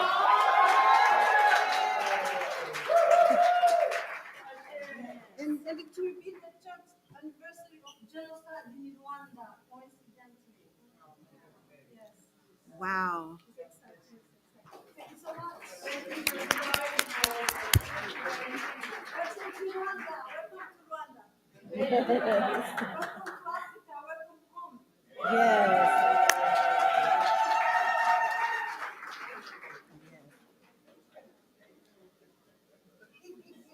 When the women gather, we gather from every part of the world. We gather from the east, the west, the north, and the south. We gather from the new generations. We gather from the old. And when the women gather, we bring together strength and power, and we tell our stories. And in the telling of the story, in the retelling of the story, we gain strength. Am I my sister's keeper? Yes.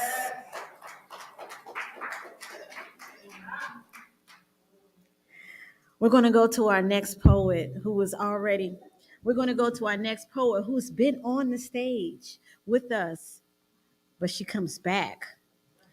Help me again to welcome Sister D back to the stage. Oh my God. We're going to slide this. I'm bringing my sister friend, who I've had the pleasure to be a director of choreography and director over stage play with her. And now she's standing here as my director of a stage play that I will be in May. I had to summon in some help from my sister friend because since I've been dancing, I was in a car accident that kind of messed me up a little bit. So if I give you 50%, you still better clap when I get done. That means put your hands together. I don't care how bad I do. Y'all better clap for me. Start right now. Clap it up, clap it up. We ready to see.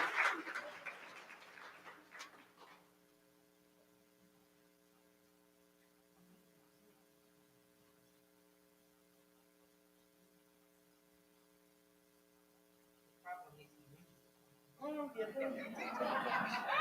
better pose. Yeah, she holding it though.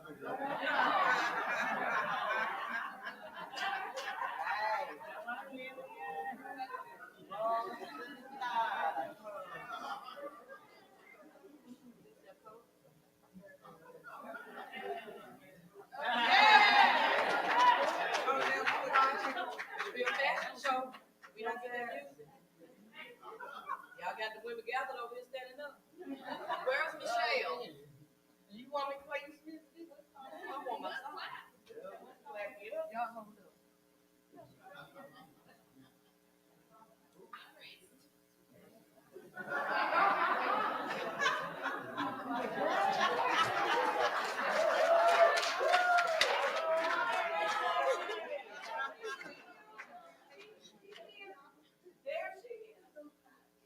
We back.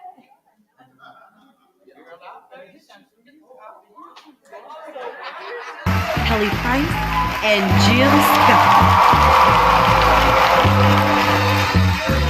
My skin is black. My arms are long. My hair is woolly and my back is strong.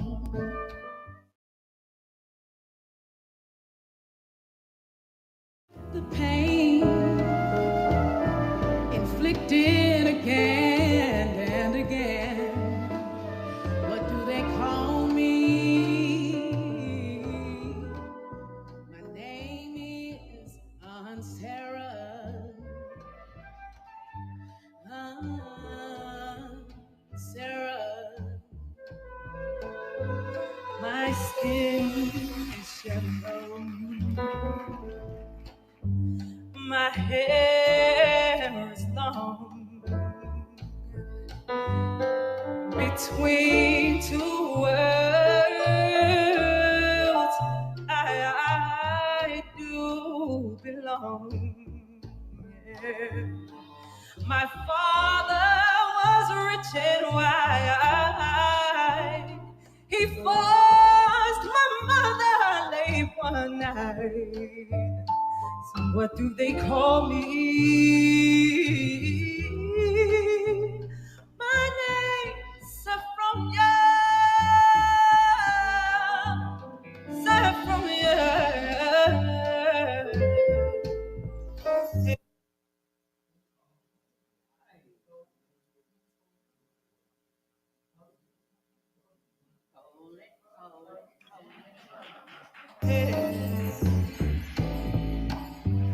My skin is tanned, my hair is fine, my hips might invite you, daddy, my mouth like wine. Who's little girl am I? Anyone who has money to burn, what do they call me? My name is Sweet Thing. Sweet Thing.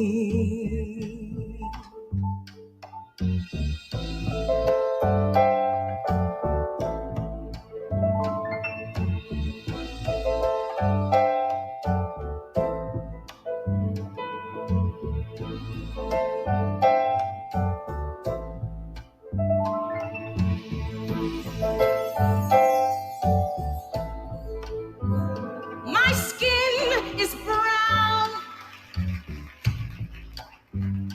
My manner is tough. I'll kill the first mother I see. Hey, my life has been rough. I'm awfully bitter these days because my parents were slaves. Ooh, what do they call me? Sarah. What do they call me? Sabronia. What do they call me? Sweet thing.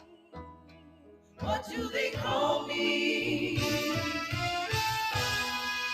My name is Peaches.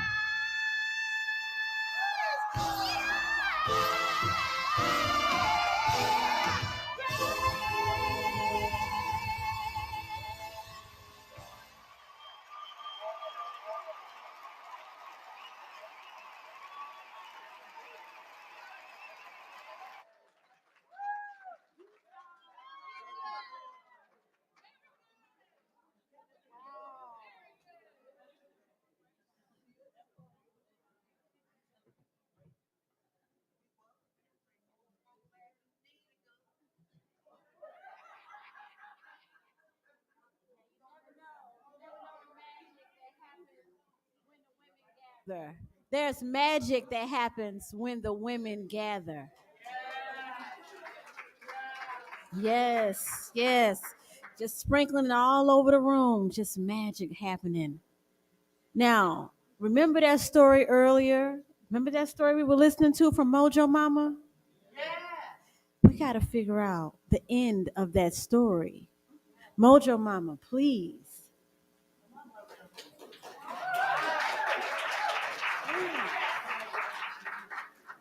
Thank you so much. And I want to mention something before I do this piece. Beginning on April 1st is the Magic City Poetry Festival for the whole month of April. Awesome. All free events. I did not bring a schedule with me, but if you look at Magic City Poetry Festival online, there is a complete schedule. We're going to have some wonderful in-person events. In fact, Saturday, we will be helping to celebrate the anniversary of the Palm Sunday March, starting at St. Paul's. And we are going to have poets in the park at different monuments reading poems. And we're going to start about 11. There's going to be a march at 11:30.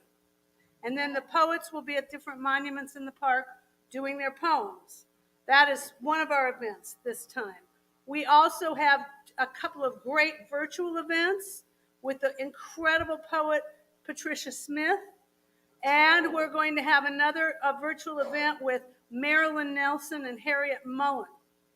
There's also going to be in-person events, and I will be doing an in-person event about the past is present and history is still alive, along with poet Koya Fagan, who wrote the book Mend about the women who were enslaved and victims of Dr. Marion Sims. So look at the list. There are also opportunities for open mics. So please check it out and participate. All our events are free. So, okay, now that I've given my speech, the character you heard from, Kate, who was at the trial, she and her aunt Lydia, both later on, 20 years later, are accused of witchcraft along the Connecticut River. And they are, Kate, her formal name was Catherine Harrison. Kate was the youngest of the two, and her story was that her husband died and left her the whole estate, plus made her executor, and women were not allowed to inherit. So the whole community turns against her. And this poem is written a few days before her final trial. And this is her, well, I wrote this poem in a seminar where we had to write a curse in the form of a blessing. Okay? So this is Kate's message to her community. Citizens of Wethersfield, may horns grow from your angelic gravestones. May rose thorns pierce your soft-soled slippers. May bees swarm your breeches. May your fresh milk spoil and clot. May your ripe pumpkins burst open with goblin babies. Mangled in the fearful swamp, may your carcass be lost until it's turned to bone. May assaulted housemaids fill your throats with coals. May your daughters rebel and run away for love. May the spring floods wash your seeds to sprout downriver on native ground. May your animals turn against you, bite and shake you. May your head be filled with lewd songs bursting from your lips and never cease. May your couplings be filled with love and set your hearts aflame so your losses make you shatter. May the damages you've done return 100-fold for every maiden you frightened with blood and pain. And may I return from the hereafter, whispering your cruelties to any visitor who will say, "My, what a lovely town."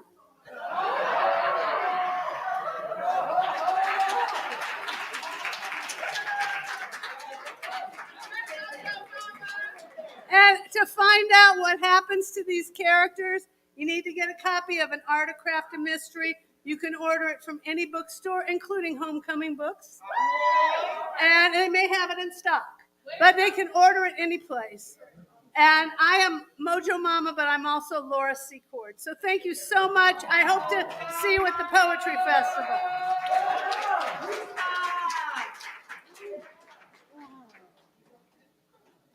So we are ancient and we are universal, all at the same time. Tonight is truly beautiful, a great expression of words and sound, and definitely lots of power. We're going to bring back to the microphone the one who was changing the world. Remember her? Yeah, she's going to do it again and again and again. Okay? Again and again and again. Where's that world changer? I know.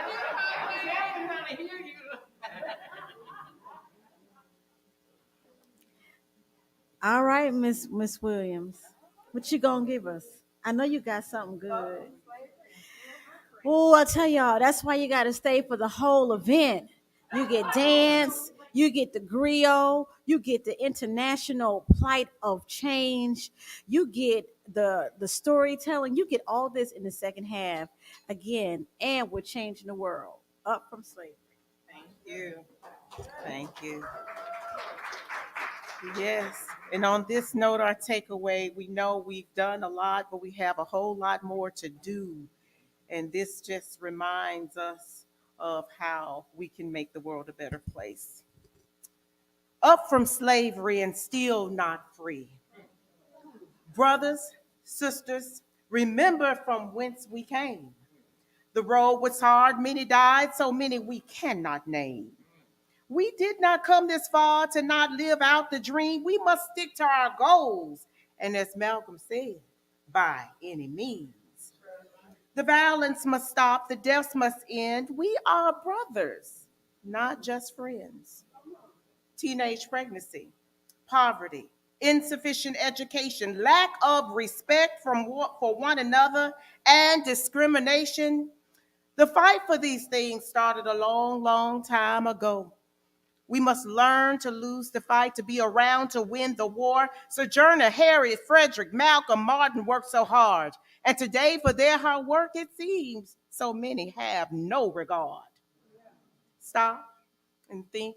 Remember our ancestors and work to do what is right. What are you doing today to help continue our fight? Up from slavery and still not free, whether it be me, whether it be you, maybe it's we. We must look back to history in order to make our future be all that we know it can be. Thank you.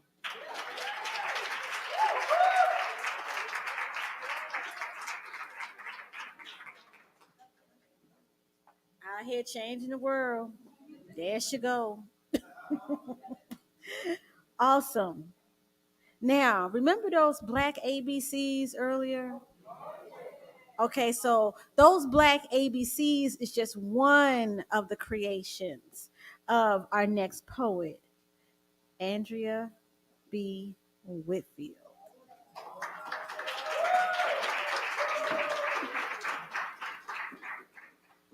Hi, again, thank you.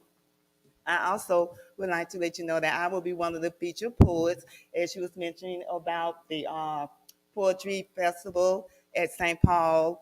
My presentation will be at 10 a.m. at the church, but it's an all-day event, so hopefully you all will come.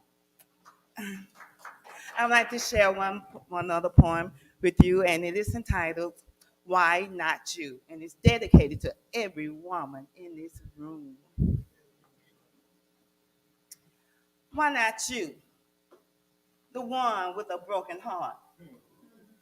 Why not you, the one whose life's been torn apart? Why not you, getting another door slammed in your face? Why not you, getting kicked to the curb? Why not you, again, your best is not enough, leaving you feeling like a disgrace?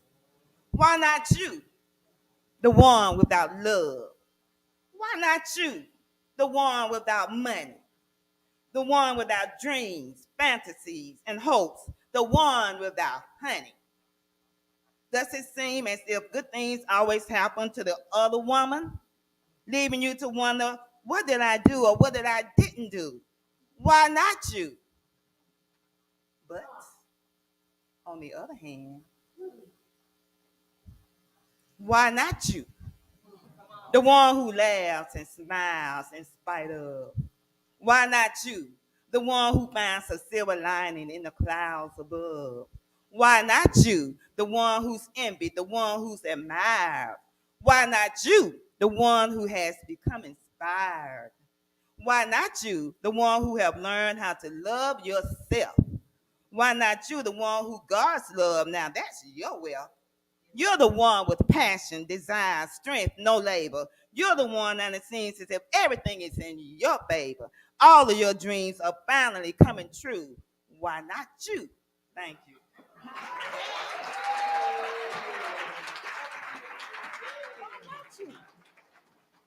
So now, oh, don't leave.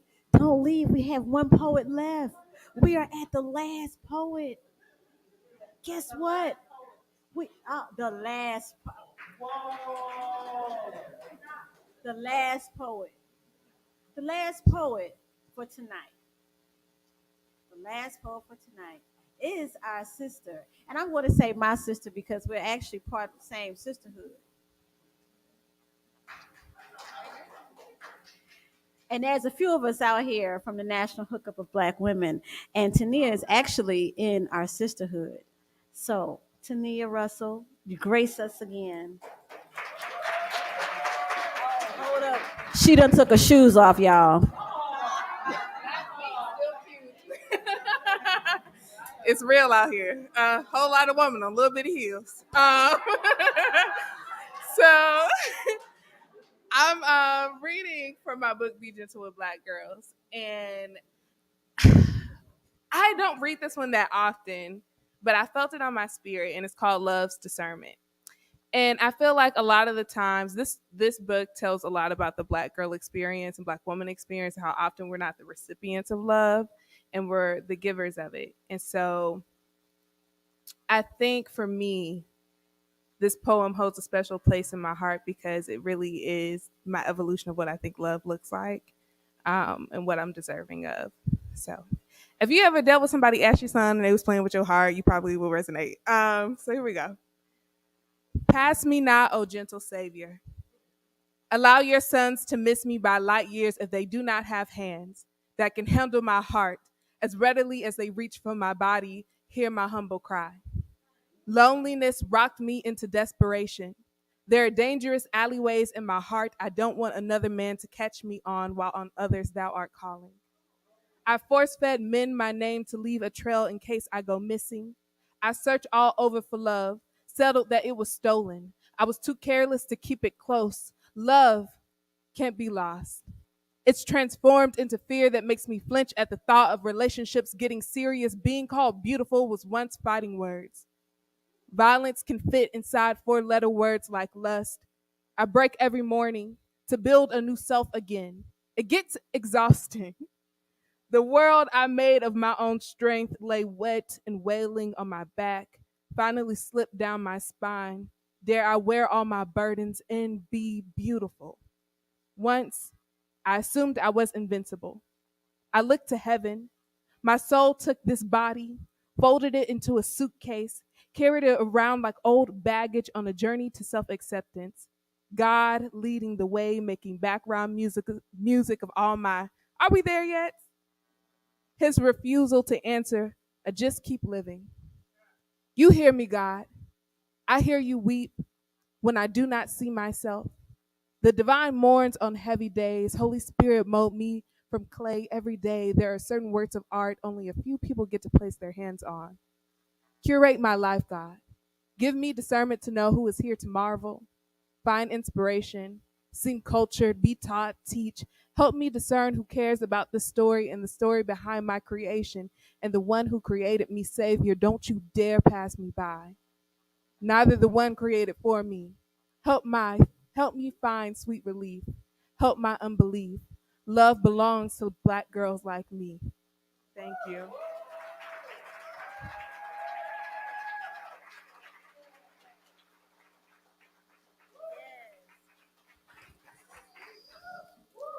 And love belongs to Black girls like you.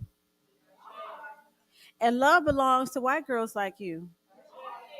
And love belongs to Hispanic girls like you.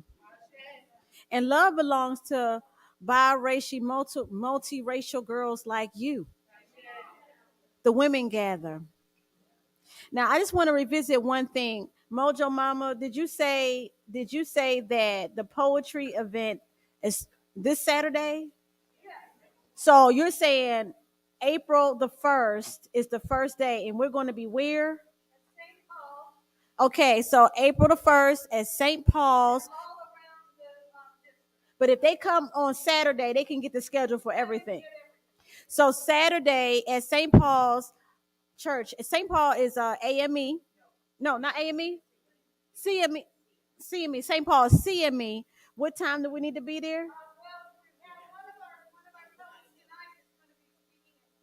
So everybody needs to be there at 10 o'clock. So that is Saturday at St. Paul, 10 o'clock. And the title of the whole event is Magic City Poetry Festival. Find them on Facebook. Magic City Poetry Festival.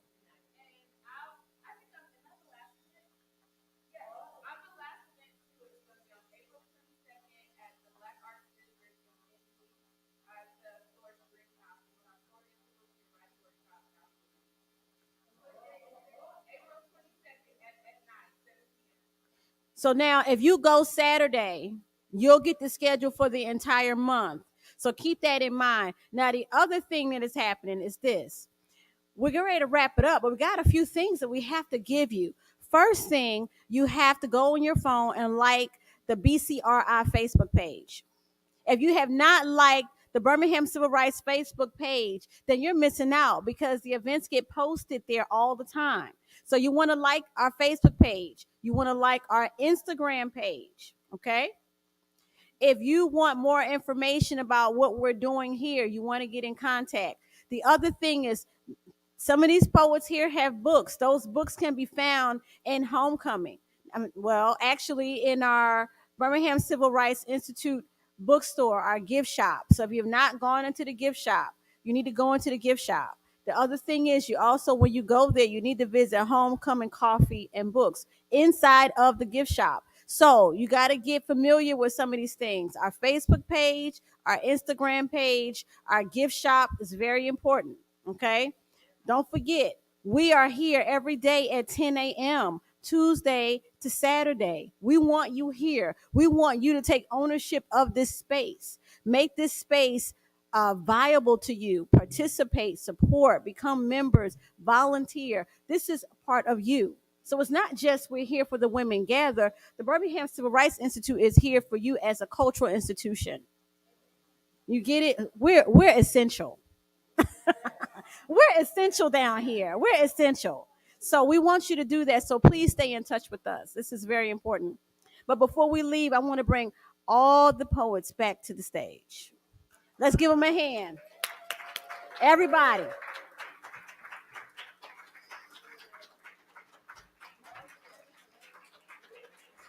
Salam Green.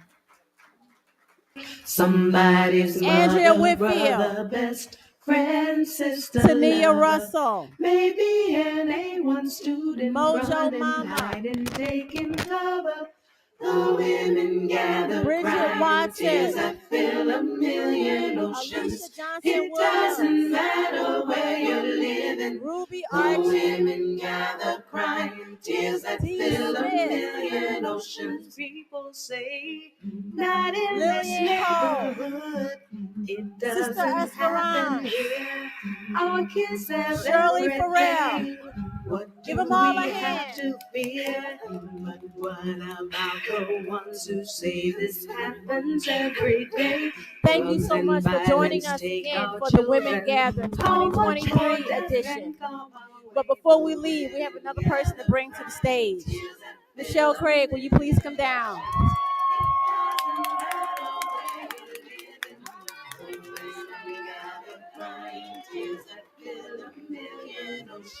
Now, this would not happen if it was not for the movement and connections and constant collaboration and work of Michelle Craig.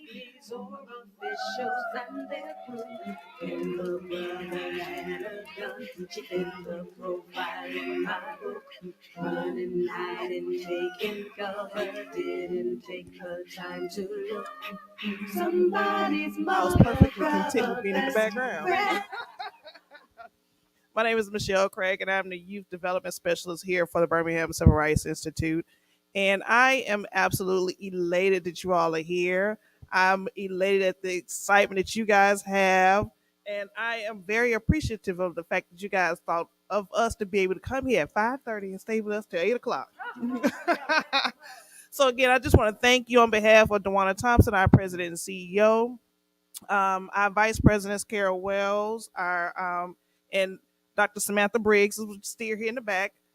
We just want to say thank you to all of you all for coming out tonight, for being in fellowship with us tonight, and gathering as women and as men that are in support of women. And we're definitely, again, who we're going to see next year? Thank you. So we'll definitely see you guys next year.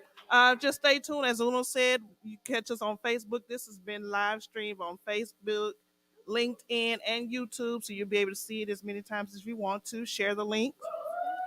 And again, thank you and good night. You know I was gonna get you. You gonna get me for what? I was telling her, Oh, yeah. you made me come up here. You right. I made you come up here. Can you get a picture of me in front of the podium? You mind? Like I'm doing this. We're in front of the sign and get the sign. You mind doing that? Can you get it all?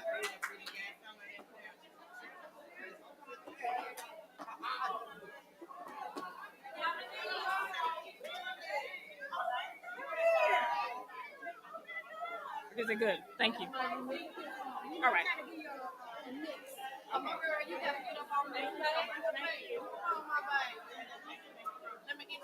Wonderful.